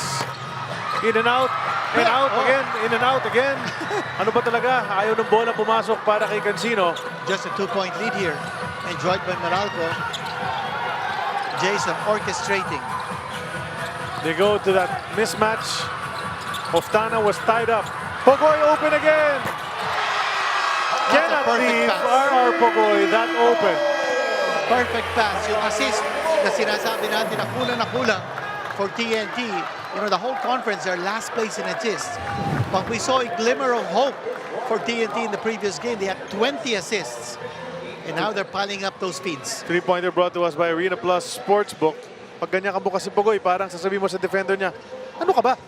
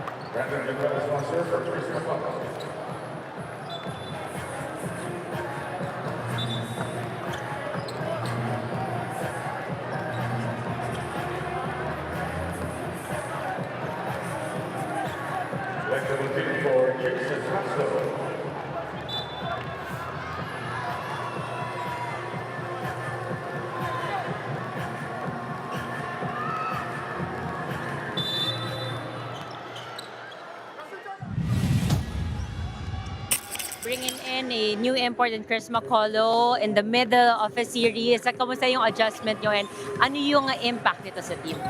Unang-una mahirap kasi yun nga, one game practice lang si McCullough. Pero ganun talaga eh.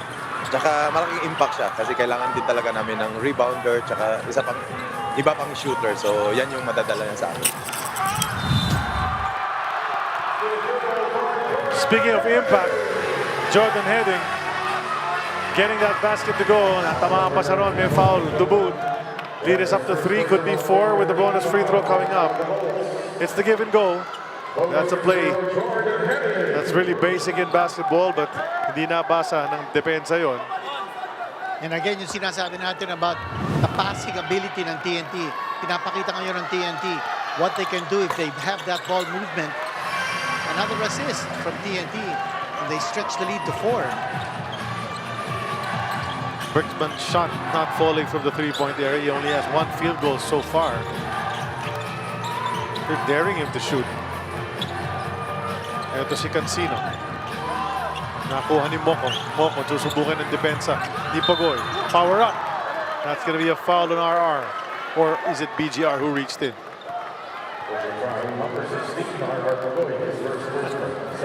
Pogoy debating with referee Guy.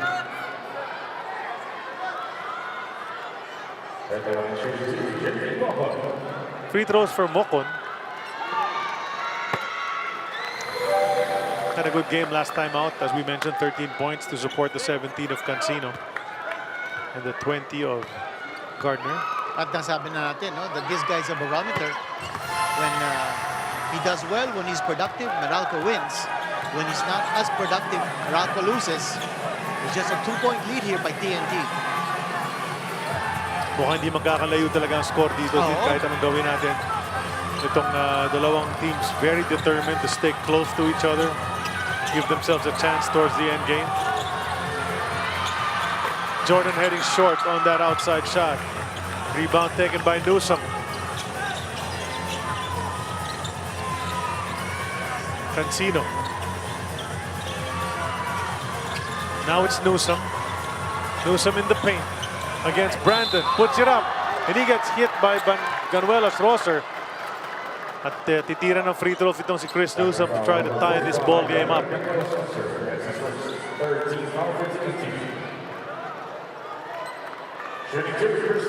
Chris Newsom's been quiet. You know, in the last ball game, Dean, itong si Chris Newsom only took, I think, 4 shots the entire game. And imagine they still won despite that.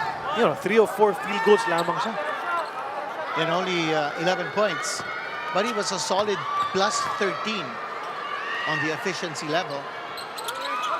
It's a bit peculiar to think that Meralco wins a game when Chris Newsom only takes 4 shots and makes 3 of them. But also big contributions from other players. Yeah, yun na nga. Particularly si Aaron Black. So by the way, we haven't seen here in the second half. He's done very well for himself in the first. There's another attack by TNT. They're going strong now to the hole. Ina-atake talaga nila si CJ Cancino, you know.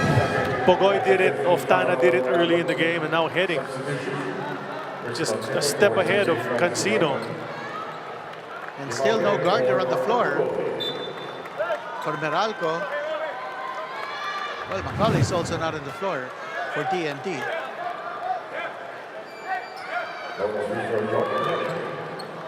Heading at the line para sa bonus free throw. He's gotten a couple of these end-one situations in this game. Puts in that extra shot.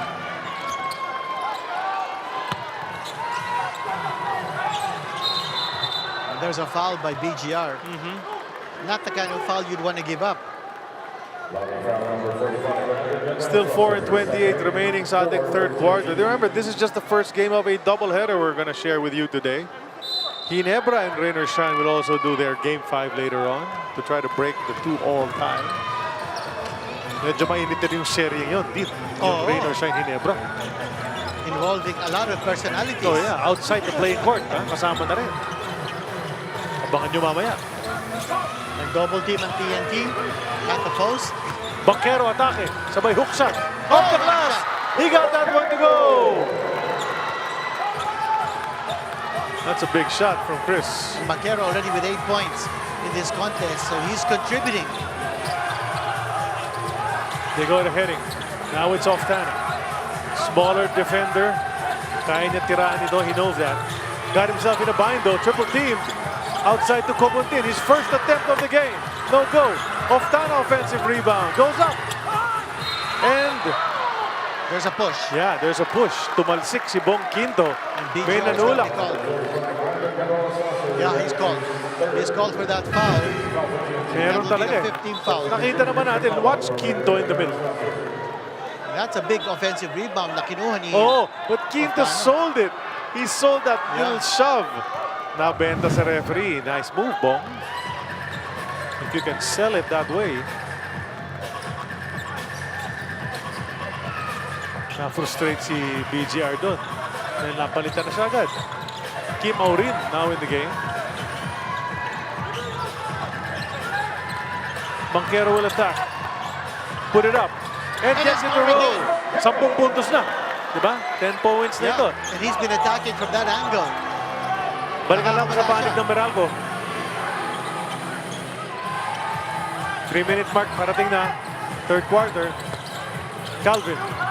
Tipped away by Mocon, but they're going to say he climbed over. That's going to be a foul on JV. And penalty situation in effect.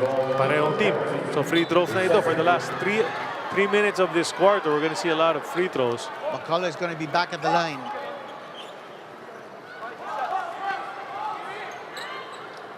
McCullough, 66.7% from the line in his first outing here in the PBA.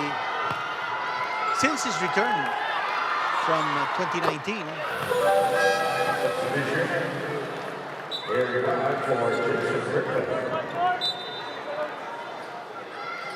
And back in 2024, McCullough actually was the MVP of the finals of the Jones Cup when he played for SGA, the Strong Group Athletics.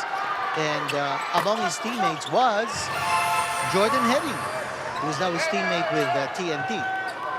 Oo nga, nagsama nga pala yan. Yeah, and some of his other teammates there were Kalen Johnson, RJ Abarientos, who will be playing in the other game of today's doubleheader. Silang dalawa, no? Mocon to the cutting block. Too low for him, but able to recover outside the Newsome. Wala. And Aurin rising para sa rebound. May loose ball foul pa natatawagin against Meralco. Free throws. They're gonna walk it all the way up to the other side, Dean, for a pair of free throws, which we will see after this timeout with 2:40.8 remaining sa ating third quarter.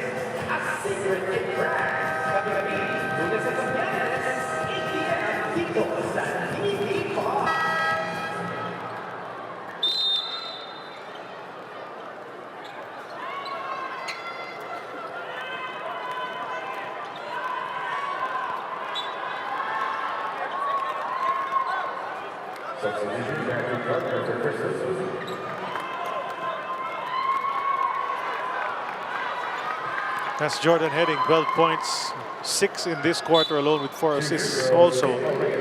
But it's Kim Aurin, the man in the spotlight right now kasi nasa 15-foot line siya for a couple of free throws. He got fouled on the other side on a loose ball situation. Former 3x3 circuit player, ito si Kim Aurin for Ginebra. He got picked up a couple of seasons ago and has stuck with the TNT team. You know, he's a role player, but he can be very productive as a scorer. He has a good outside shot. And I will imagine they are relatives of Kim Aurin. If we can only be told, then we'll advise you. Misis pala niya yan, si Trisha. Okay, Trish rather. Okay, Trish. that's the wife of Kim Aurin. A foul is called. So, free throws na naman tayo. So, nabanggit nga natin, maaga na penalty itong dalawang koponan. So, these last 3 minutes, now 2:24 remaining in the period, could last much longer than that due to all the free throws. And Coach Shot is clarifying something. Well, they're saying that there was a warding off by Banquero as he went to the hole. Will they challenge this? Oh yes, it there is a head-court challenge. Formally challenged. TNT using its challenge right now to see kung offensive nga ba. Dapat ang tawag. It wasn't just him, it was also Jason Castro making the same motion. Watch it here. Ito yung attempt. Yeah, you know, they might have a case for that. Look at that left arm of Banquero. Because straight up talaga si Glenn Cobondin. Yeah. In fact, if Banquero didn't ward off, there might not have been any contact at all. So, and it was very clear that left arm. Baka magtagumpay si Coach Chot dito sa kanyang challenge. Well, from our point of view, baka that left arm created the space for Banquero to go straight up for the layup. Who's it going to be? Referee Jerome Guy will be the one to explain. Ito, panurin ulit natin kung ano nangyari. that was that arm. Yeah, baka pwede. I mean, lagi naman natin binabanggit, hindi naman tayo yung magbibigay ng hatol dyan. No? Parang may opinion lang kami ni the Dean. But it could have also been some contact on the part of Cobuntin. Yeah, some other as he was going up. Contact. And it's taking a bit of time for them to decide the pool of referees that's there at courtside. And every call counts because it's a close game. Bit of a drag here in the third quarter due to the penalty situation and because of this head coach's challenge, which is taking a bit of time, more than usual. Yeah, malaking call ito, no? Because if the challenge is unsuccessful, titira ng free throw si Banquero. Ito na, referee guy who explains very well these decisions sa mga challenges. After reviewing the play, no illegal hack on Chris Macolo. Therefore, the challenge of Tokentex is successful. Okay. The challenge is successful. Resulting in the jump ball. I think he made a mistake though on McCullough. Oh. Was it McCullough? Yeah, they're saying that the call was on McCullough. Yeah, but he didn't. Well, McCullough really didn't touch him. No. Neither did Cobuntin. So it's a successful challenge, no foul, ball remains. Oh, it's a jump ball rather. So the imports will go at it. And look at them jockeying for position. And referee Pais has to come in and say, relax nga kayo. And Patrick Banquero gets it. Back. And that time, one shot. Didn't hit anything. Well, what's going to happen here? We know this. Off to the races. The jam on the one-hander from Chris McCullough on a fast break. Offense sa larong ito brings the lead up to 5. Gardner is back in the game. 2 minutes. Under 2 minutes remaining in the third period. Gardner for 3, gets it right back. He's got 2 here in the third quarter. We did say this guy is a terrific perimeter scorer, and he proved it. Lead is chopped down to 2. Saka matutuwa ka din Naka-dunk yung isang import. Yung isa gusto bumawi. Oo, pero sa perimeter. That's blocked away by Gardner, and the ball will go the other way. Referee Montoya runs in and tells his Kuya Peter Balaw na nakita ko, partner. Same ball. And it's happening a lot of times lately in the games. We've seen the referees confer. I like that. If there's a better angle, that referee must assert himself and say something. And that's why there are 3 referees on the floor. And they need to consult each other. Ito, makita natin kung ano nangyari. That was, yes, off Meralco. Yep, Here's it again. That's a smooth shot. Coming from Aral Pagoy. Off the inbound. Talking about Maui. Nakatres si Gardner, kinuha naman agad ulit. Di Pogo yan. Balik sa 5 lamang ng TNT, 1 minute and 17. Aaron Black driving the hoop, no go. They can't keep it. And then there is Gardner, who can't put it in. Probably should have brought it down first. Cobuntin will retreat and wait for his teammates. Crowd very animated. We're reaching the end of the third quarter. McCullough on the attack, and he will score. Lefty layup, smooth na smooth para kay Chris McCullough. You can see this guy has power moves, and he's going to use those moves against Gardner.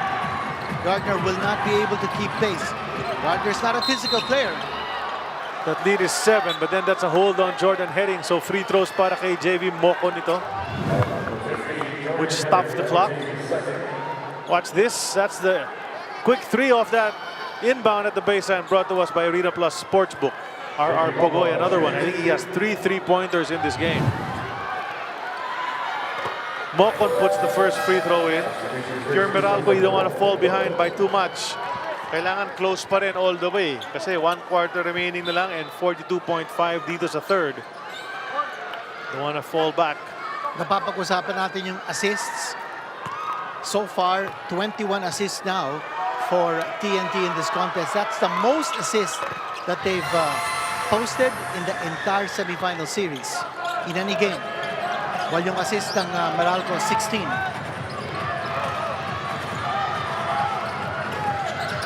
Here's Heading, fakes the 3. Pogoy to McCullough.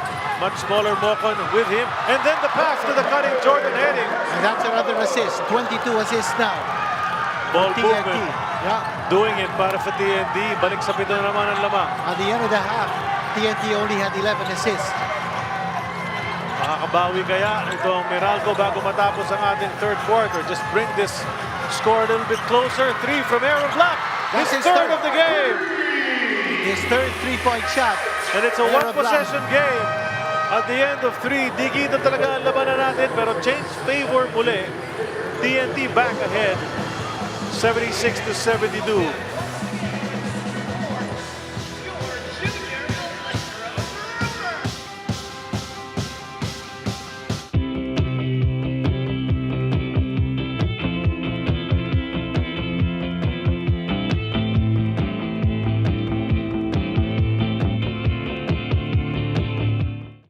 Ikaw ba, alam mo ang tap-tap send at gumagamit ka ba ng tap-tap send?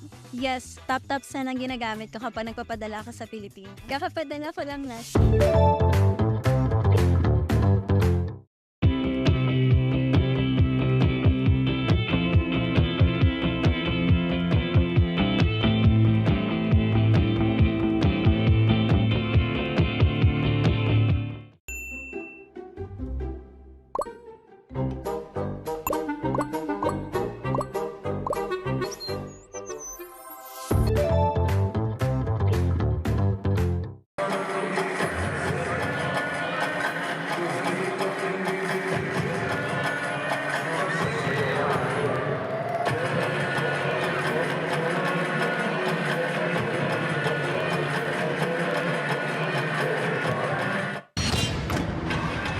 Three quarters down, 1 more to go. TNT's starters came to play today. Plus 21 sila sa departamento scoring. And guys like Pogoy and Oftana, and of course, Chris McCullough doing their thing. Backbench naman ang pag-uusapan, Meralco naman ang lamang dyan. Plus 17 sa department na yan. Chris Banquero coming off the bench. Aaron Black. That's right, 3 3-pointers for Aaron Black already. So big boost. And then of course the import matchup here. Very interesting matchup here because Chris McCullough already with 25 points. Patrick Garner with 18. McCullough also having the edge in the rebounding department. Patrick Garner has done his share of hitting perimeter shots para sa Meralco. Pero mas maraming points in the paint naman si McCullough. McCullough taking a high percentage shots. And the crowd getting pumped up here. No, it's a nice big crowd we have on this PBA Semis Friday to watch these splendid semifinal series, both of them. And we've got some nice 80s music pumping here. Jay Giles Band just before action began here in the fourth. Chris McCullough. McCullough shooting 53% from the floor compared to Garner's 46%. It's import versus import. Jumper, no go, but he gets his own miss. And he's fouled. So I think, of course, what you did mention it earlier, Dean, mas quick talaga ito si McCullough kay Gardner. Kung yan ang gagamitin niyang weapon, yung quickness niya, may iiwan to si Gardner. That's exactly what he did. He missed the outside shot. Siya pa din nakakuha ng kanyang mintes. Apple? Clear instructions from the Meralco bench. Get stops, get TNT out of the post. At tulad ng pre-game report ko kanina, again, an emphasis to being able to contain and defend their man one-on-one, Charlie and Dean. Kailangan alugin ang microphone ni Apple David para gumana. Pero thanks for that report, Apple. 5-point lead for TNT. If you're Meralco, stick around. Stick it close. You can't allow yourself to get back too far.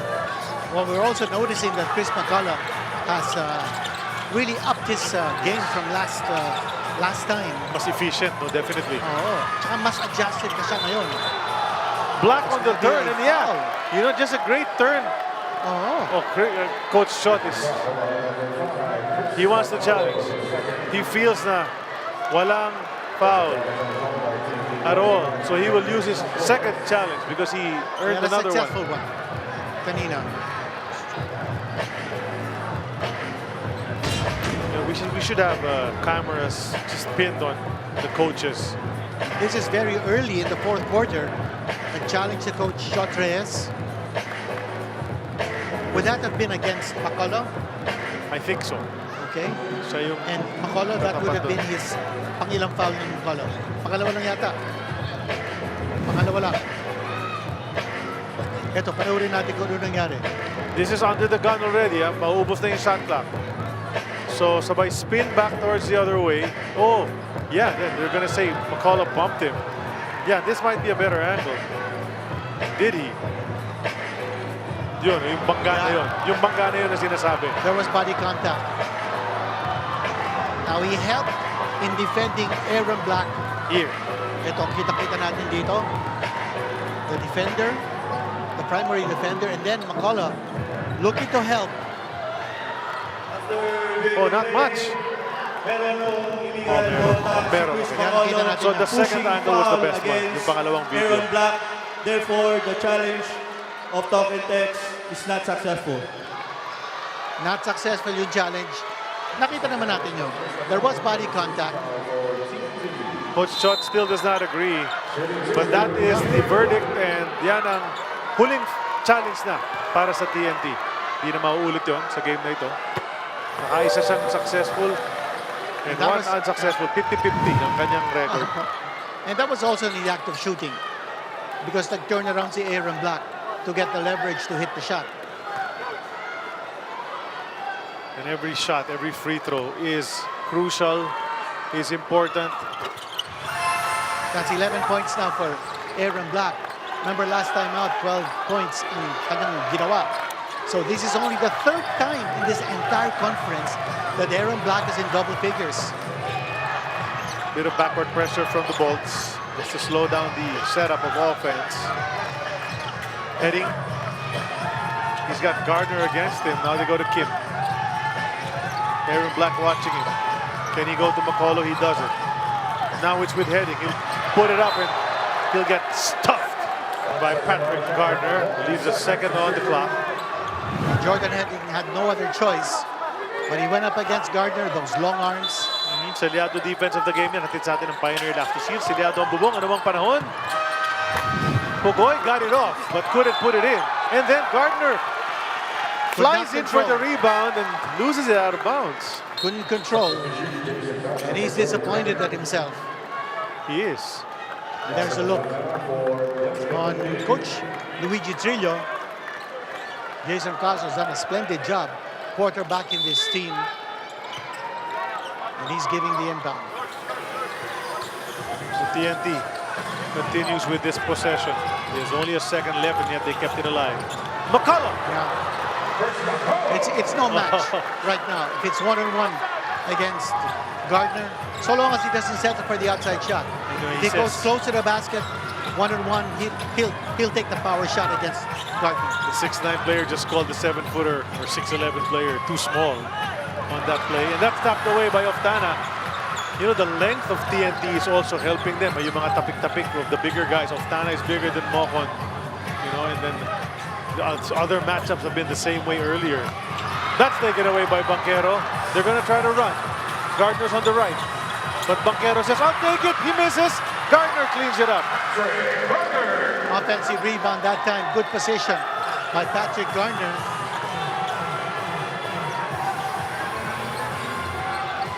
Walang lalayo talaga. Tatlo lang ang lamang ng TNT. 9 minutes and 48 to go. Here we go again. It's one-on-one. He takes it. He hesitated. But look at that. Orin. And then McCullough gets called. Gets a foul called. Babalik sa linya si Chris for 2 free throws. 7 years ago when he was here, he was just 24. Oh. Tapos na-injure na rin yan. Di ba? He got a bad injury not too long ago. He's 31 already, getting up there in basketball years. But a lot of international experience. Solid credentials for Chris McCullough. And you also notice that TNT very active underneath the boards and getting second chance opportunities. Si Kim rin nakakatulong, ha?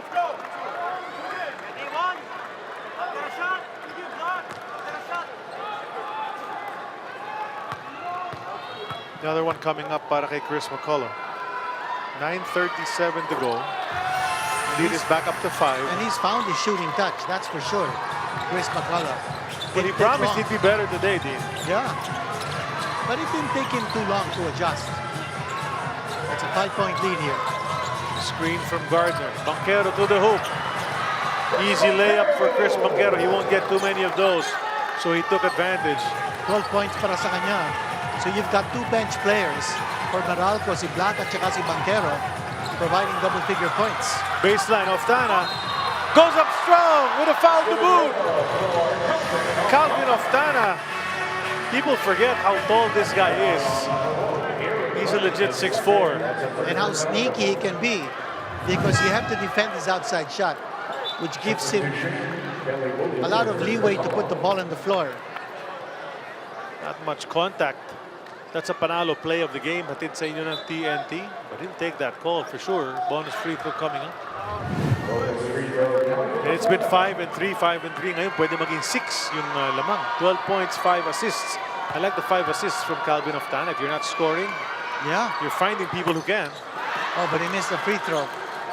You know, double kasi si Oftana. Well, at least we saw that. A lot of doubling in the first half. So he's able to find kung sino yung libre. Under 9 minutes now. Gardner. No hesitation. No basket either. He missed that time. Look good. Yung linya maganda from where we're sitting, but just a bit too strong.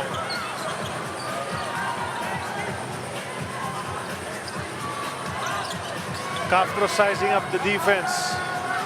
He's got the tall man against him. And then he throws it away. 2-on-2 ang labanan. Banquero nagmamadali. Straight to the hoop and the miss. And then Gardner will get fouled. Free throws for Patrick. Patrick Gardner has been doing his job. Trying to get the offensive rebound. He's running up and down the floor.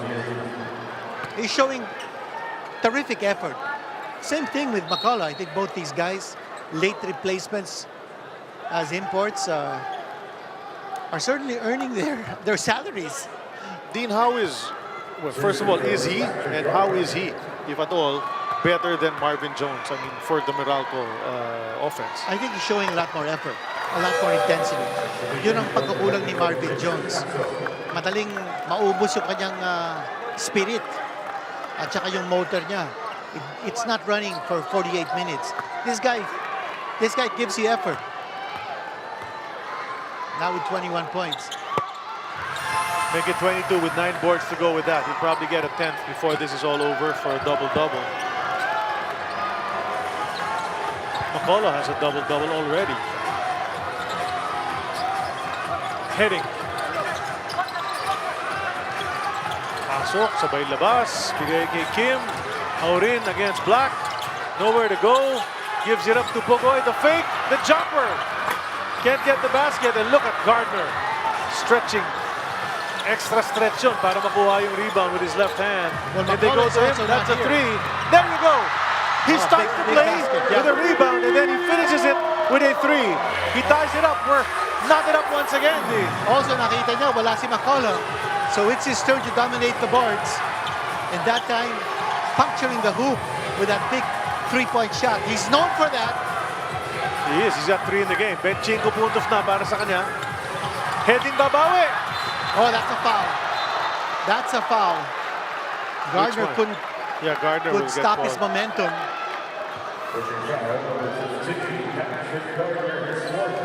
That's his fourth personal foul. Better watch it. Remember, he fouled out of the last game. There's going to be free throws, I think, taken. Pero may timeout na tinawag ngayon with 7:28 remaining in the fourth and final quarter.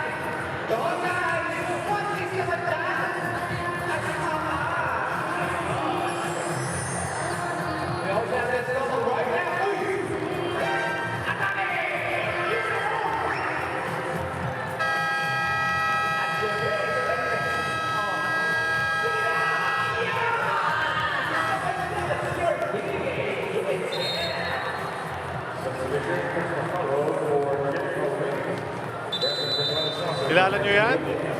Yan na naman ang star mamaya. Yan, mga kalaban niya. That's Justin Brownlee, JB, and then Jalen Johnson, JJ. Siyempre, Scotty, andyan din.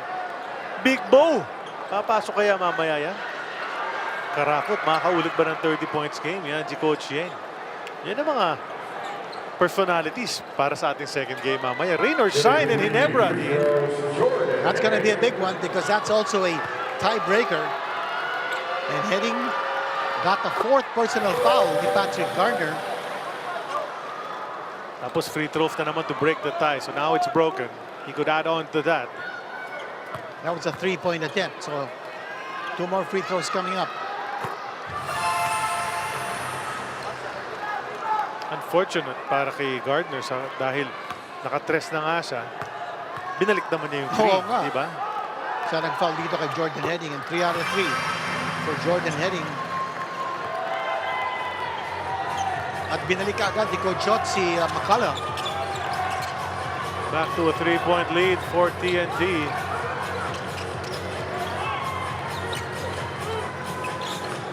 Banchero earning his minutes here in this game. He's got to make a decision quickly.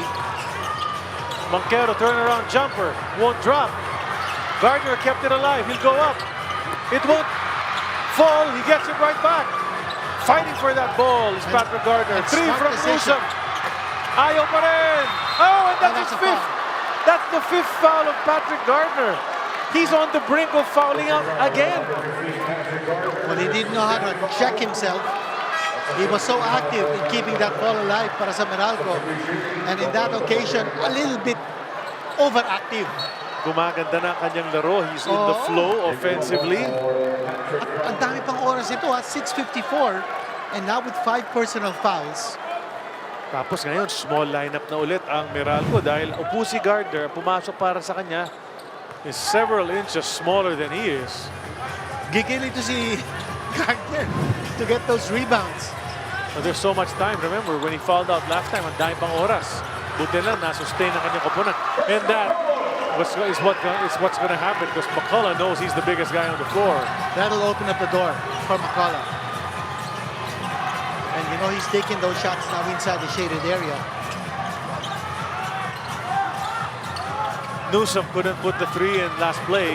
Now Cliff Hodge will attack and draw the foul. So we're going to get a chance to see the unorthodox free throw shooting style of Clifford Hodge. Pagoy na tawagan in that situation.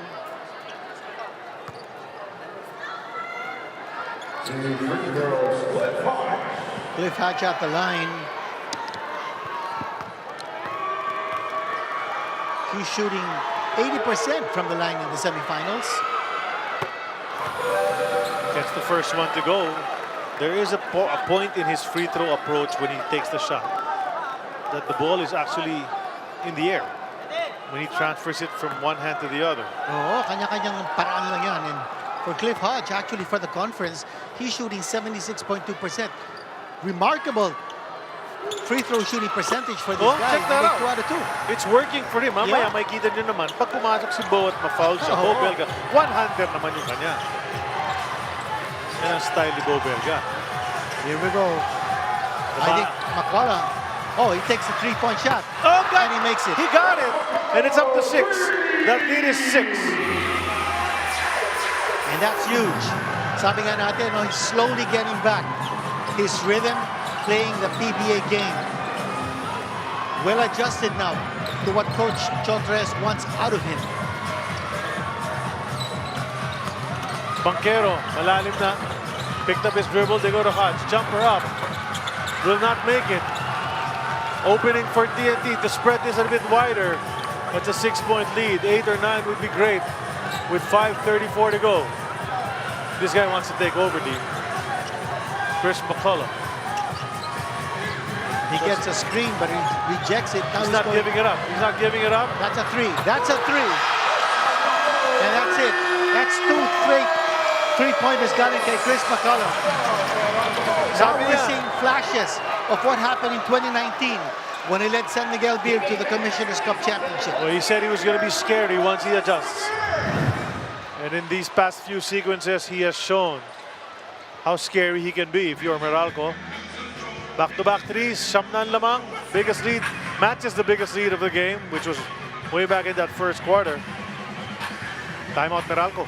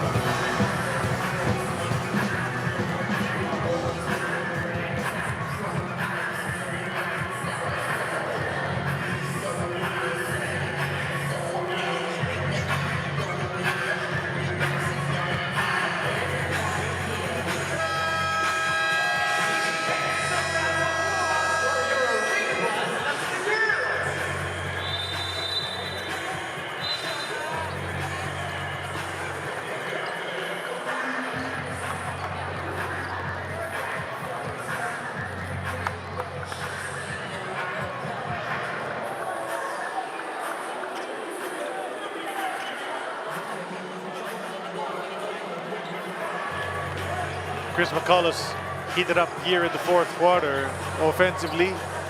Sunod-sunod na ang kanyang output. Check out the scoring through the quarters, Dean. 38 solid points. Already coming from McCullough. This is the other guy they consider. It's Malik Diouf supporting what would have been his team. Looks like it's not going to happen anymore. Pero siyempre, nakipag-practice na sa dyan and almost suited up. Well, he can be a standby import just in case. And a foul is called. Jordan Herring natawagan. Pangatlo ni Jordan yan. Yun o, nahawakan si Hodge. Clear call. Yung 38 points ni McCullough, that goes over the highest he scored in the Taiwan League before he flew to the PBA. Highest score niya sa Taiwan League was 29 points. Hodge jumper. He makes that one. And they needed that shot. Under 5 minutes remaining in this game number 5 to break the 2-all tie. Mocon defending McCullough, but McCullough wants that ball. He wants to go, Bert. He wants to go one-on-one with anyone. Nawala ang dribble. Ayun, now he's gonna throw it to the backcourt. Just a miscue on the part of Chris McCullough. He wanted to take over big time. Kanya naman siguro pagsasabihan siya ni Coach Shot. We're sitting on a lead. Relax. Cliff Hodge really keep that ball moving. Gave him a hard time there. Yeah, that's going to be a foul on heading again. I saw him shove Newsome away. Coach Otre is telling his boys, look, we're sitting on a 7-point lead. No time to relax right now. And don't throw it away.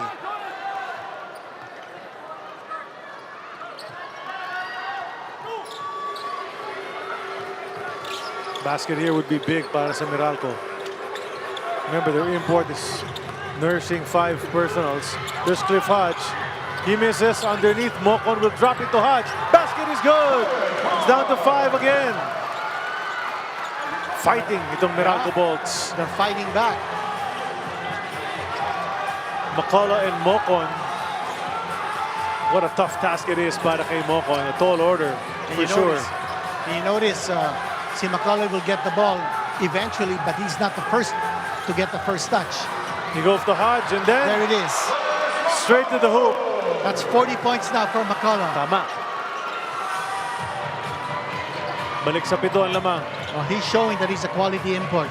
He got a lot of threes. Tapos he's also attacking inside. Naipit doon. Mocon got it to go! Not even looking at the basket. How did he get that shot? Awareness lang yun of where you are. Diba? Pectus off the glass. A lot of spin. It crept in. That's a 5-point lead by TNT. Question is, when will Gardner check back in? 3 minutes and 12. He's been the man of the moment here for TNT. He's hot again! Voila, there's no missing. This guy's on fire. 42 points now. And counting for McCullough. Under 3 minutes to go, Dean.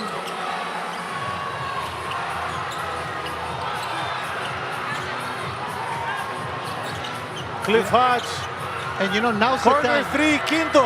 Hindi pumasok. Laki Now's the sana time nun. for TNT to go zone because wala naman si Patrick Gardner sa loob.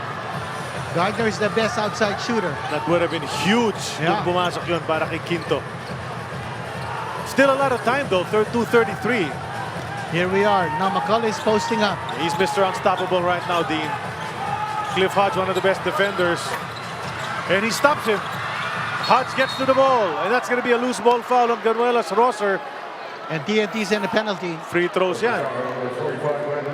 Apple, what's your story? Sa mga nagtataka bakit hindi naglalaro si CJ Cancino, huwag na kayo magtaka kasi eto na, tumayo na siya at papasok sa ball game. Well, it's not because of any injury. Kanina, matagal lang siyang inupo. Assistant coach Luigi Trillo rather said, it's just coach's decision. Now they decided to put him in. That's right. Well, the problem really has been they've been attacking him.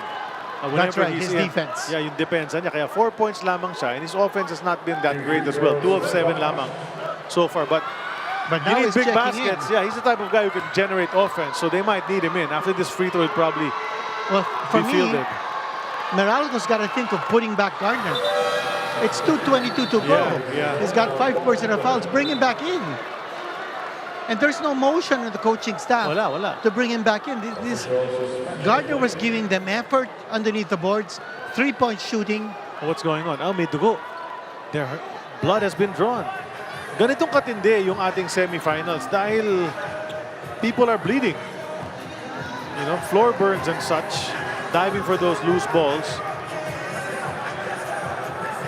Now, this started out as a low-scoring ball game, but offense has certainly picked up here as both teams are now close to crossing 100 points.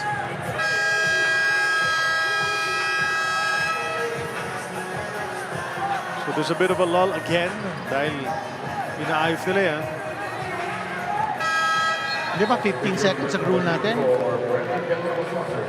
Here's Well, that's a the rule sub. that they pretty much abandoned, Dean. You know, they instituted that rule. The 15 seconds for an injured player, a player who hits the deck to get up and be assessed if he can continue or not. They were enforcing that earlier in the season. But Charlie, no motion here from Meralco to bring back Gardner. 2:22 to go. Big free throw coming up. hey, he's swishing those free throws. Yes. That form is working for him. It's down to 5 again. 2:22.2 to go. Cuadro de dos yun. Now Nedad, Coach Nedad has called Gardner to check in. A stop for Meralco would be gigantic. But a three! Instant big one. Connects para sa TNT. Jordan Heading. What a basket coming from Jordan Heading. Gigantic basket. That's an 8-point lead. 2:08 to go. They're And the distributing t-shirts right now, but in the meantime, TNT going back to its identity of knocking in three-pointers in this game.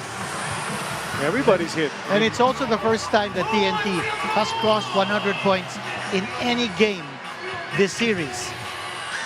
They had 94 points in the first game and didn't score anything close to 100 points. And now they've crossed the 100-point barrier. Oh, pangalawang beses lang na may lumampas ng 100 dito. Meralco last game, 101-90. Well, Heading has had himself a pretty good game with 20 points already and 6 assists on almost 50% shooting. Solid numbers here for Jordan Heading. But the guy who's been instrumental in getting this lead for TNT is none other than McCullough. And in terms of assists, 23 total assists for TNT. This is the most number of assists that they've had in any game in the semifinals, considering that TNT happens to rank lowest in terms of assists in the entire conference. You know, I think this is an indication that Coach Reyes has found the import who can bring back that system ng TNT of moving that ball around and finding the open man. Chris McCullough, 42 points ang ginagawa niya rito. So, talking about filling in the shoes of ball manute ball. Well, this guy certainly filled in the shoes offensively. Ano ba yung top scoring game ni He had 50 points. Newsom will take the J. That is short, and he has had a poor offensive night. Chris Newsom. The shot has been off. It looks like TNT is going to walk away with this win and build a 3-2 series lead. That's huge. And they'll have a twice-to-beat advantage moving into game number 6. Ayan pa rin, Jordan heading. Another basket for him. He's got 22. Enabled support of the 42 points of Chris McCullough thus far. Quinto thought 4, no goal. They go to Gardner. He'll take a 3, no hesitation, but that's a miss. And Hodge can't get to it. Ganda naman ng box out na ginawa ni Jordan heading doon. They're going to review who touched it last, because we are in the last 2 minutes of the game, so that's standard. Well, Charlie, this game was settled only in the last 3 minutes or so. Yeah. McCallum took charge in the fourth quarter. The big three-pointer galing kay Jordan heading. It was 5 and then 3 and then 5 and then 3. Palitan ng baskets lang. Biglang nag-tres si McCullough. Naging 6. Tapos nag-tres ulit. Naging 9. Yun na yun eh. I think a big turning point also was when Patrick Gardner got his 5th personal foul and he had to sit down. And that opened the floodgates for TNT to attack and take advantage of the mismatch with McCullough. And the thing is, Dean, you know this is just the second game of Patrick Gardner. He's getting used to the way the calls are, as reported earlier. But by the time you get used to it, you might be eliminated already. Diba? Kasi you're one step away na lang. Kung matalo sila rito, wala silang magawa in the next 1 minute and 17. They're going to be down 2-3 with a chance for TNT to clinch on Sunday sa Inares. That's right. A twice-a-beat advantage for TNT moving into game number 6. But for Meralco, you can expect a lot of adjustments from Coach Nerat and Coach Luigi. Jumper. Kailangan magmadali ng Meralco. Wala pa isang minutong natitira rito. 10 ang lamang. Nothing materializing. Nobody's getting free. Newsom has to put it up, and he'll get it. That's all they could muster there. Just a 2-pointer. And if you're TNT, that's fine with you. McCullough. This was a game that Meralco could have won with a lot of their bench points. And also their advantage in rebounding. But the ball passing and also finding McCullough. And McCullough just not even looking for the basket now. 3-2 series lead din para sa TNT. I think they're going to take or are they going to Aftana does take the shot. He'll miss it, but that's enough. That's the game para sa TNT. Huge scoring outburst for Chris McCullough, especially here in the fourth quarter. Second half in total, most of his points. Just a monster output for him. Meralco did not have an answer.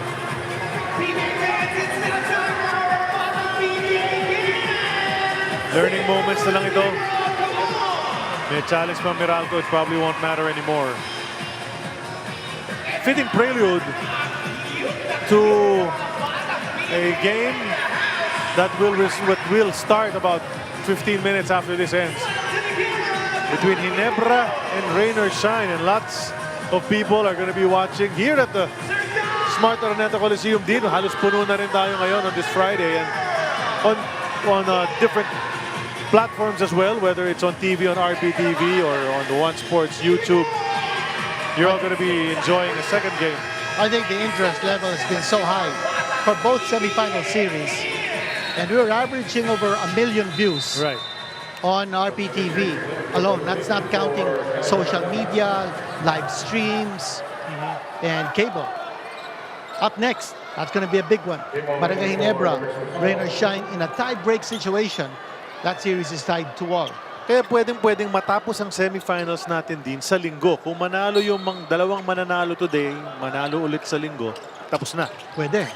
And then the finals will start immediately. Here's a 4-pointer coming from Cancino, and he was brought in for that purpose. Desperation shot there. It's going to bring his shooting percentage even lower, but That's the way it goes. It's going to be victory para sa TNT.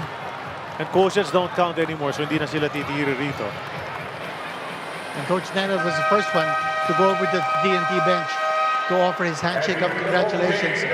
Coach Reyes, victorious in getting the series lead 3-2 over Meralco. The highest total of ball with TNT was 53 points. Now McCullough with 42 points, showing that, hey, he can still do it. If he did it back in 2019, he hopes to do it now with TNT for the championship. Powerful performance from Chris McCullough, a champion PBA player in the past for San Miguel 7 years ago. The shooting percentage went up in that second half, especially here in the fourth quarter. So 42 and 11, a double-double and a victory. One win away from the finals are the Tropang 5G, Dean. It's going to be a game to watch. Game 6 between TNT and Meralco. But before that, there's going to be another game coming up. Barangay Ginebra against Rain or Shine. 2-2 ang series count. And the tiebreaker is coming up. And you know, there's going to be a lot of desire to win that ball game. Heated discussions since that last ball game between the Ginebra and Rain or Shine. But this is done. Meralco and TNT game number 5 is over. And that does it for us as well. For the Dean Tinito Henson and Apple David at courtside and our rest of our crew for game number 1 of PBA Friday semis action. Opo si Charlie Cuna, maraming salamat. Ginebra, Rain or Shine, meron pa.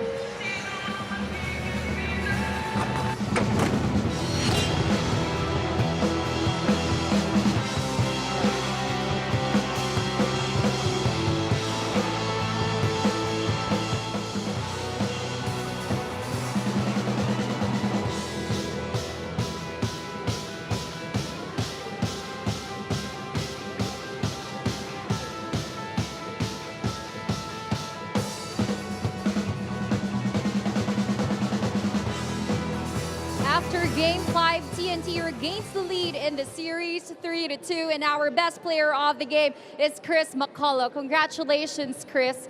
Last game, you were trying to get your feet wet, shooting 24 points and also 31% from the field, but today you nearly doubled that output while also shooting at 57% from the field. What do you attribute the increase in production and also in the efficiency?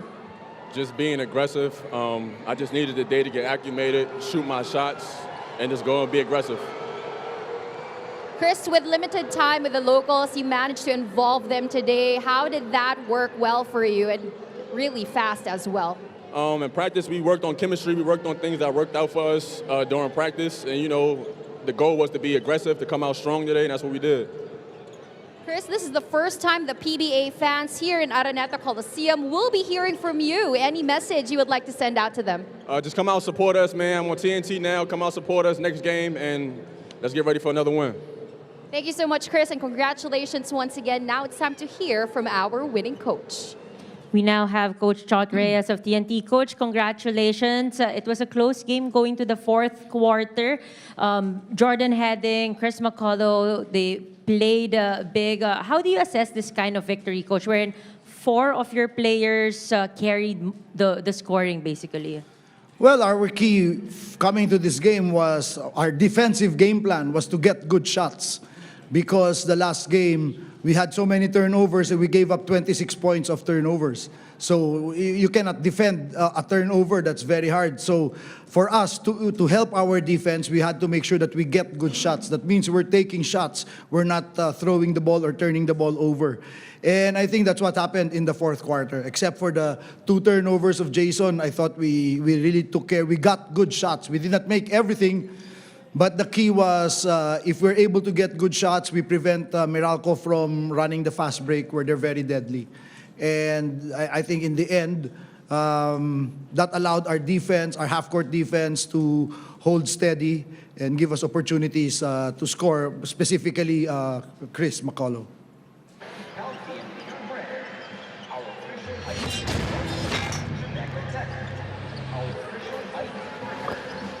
Meralco and TNT trying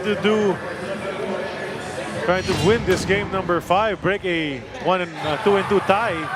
Sa umpisa, si R.R. Pugoy. Look Cut at to this the basket. backdoor cut, Yeah. yes. They kept hitting baskets from there in the early goings, Dean. And they were going one-on-one. They were clearing the space over for that right angle attack. Tapos si Gardner naman, nagpakita.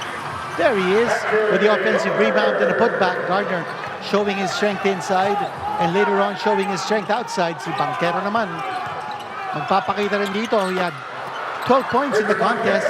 Medium range jumper para sa kanya. Jordan Heading also was on fire in this game right from the very start. Ganda nga ang suporta ni Jordan Heading. Getting it all the way to the basket for that easy layup. And you can see a determined effort on the part of TNT to go for points in the paint. 3-point lead para sa TNT after one. Come that second quarter. Calvin Oftano was ready. Pagtanggap ng pasa, bato agad mula sa 3 points area. Pasok yan. And talking about being ready, Chris McCullough. What a game that he had here as he takes the shot from medium range. Pasok na pasok yun. He will finish with 42 points. That's a Cliff Hodge naman. Ito, papakita niya. Kita mo, out of nowhere, getting that tip-in, offensive rebound and the tip. Walang bumax out eh. Kaya Oo. Cliff Hodge will take advantage of that. Nice timing. Wide open. That was against the zone defense. At nakita ng Meralco kung paano nila atakihin yung zone defense ng TNT. Ito yung magandang depensa na ginawa. Those feed blocks to Banquero, getting it off the glass. And things change in that second quarter. Biglang mabante na ang Meralco Bolts. Lamang ng isa pagpasok sa turn. But very close game sa third quarter naman. Chris Newsom, who's been rather a missing element or a quiet element dito, tumikada sa labas. That was a three-pointer galing sa kanya. McCullough on the other side, ahead of the pack. And The lead there he pass. is. A one-handed slam dunk off the break for Chris McCullough. And that certainly got the TNT crowd jumping. Tapos ito si Patrick Gardner, 8 points lang in the first half, pero bumato ng 3. Alam mo, asintado to. When he gets the ball, it's a catch and shoot. He doesn't even aim. He just throws up the ball at papasok. Heading. Ganda rin ang passing. You said it all game, Dean. The way TNT was moving that ball around, getting open shots. Finishing with a total of 23 assists. But that fourth quarter, just too much McCullough para sa TNT. And here we go, one-on-one. Chris McCullough. That three-point shot. That was a jumper. And then here we go. Si Cliff Hodge naman, he'll get that pass coming from the offensive rebound. And it was close, huh? And down the stretch in the fourth quarter, lumayo na ang TNT because of this man. He was a one-man wrecking crew. Chris McCullough. And he played really well, but may able support mula kay Jordan Heading. If it wasn't McCullough, it was Heading in that fourth quarter. And here's Heading all the way to the basket once again. And by that time, masyado na malaki ang lamang ng TNT. And they cruised to victory in the end game.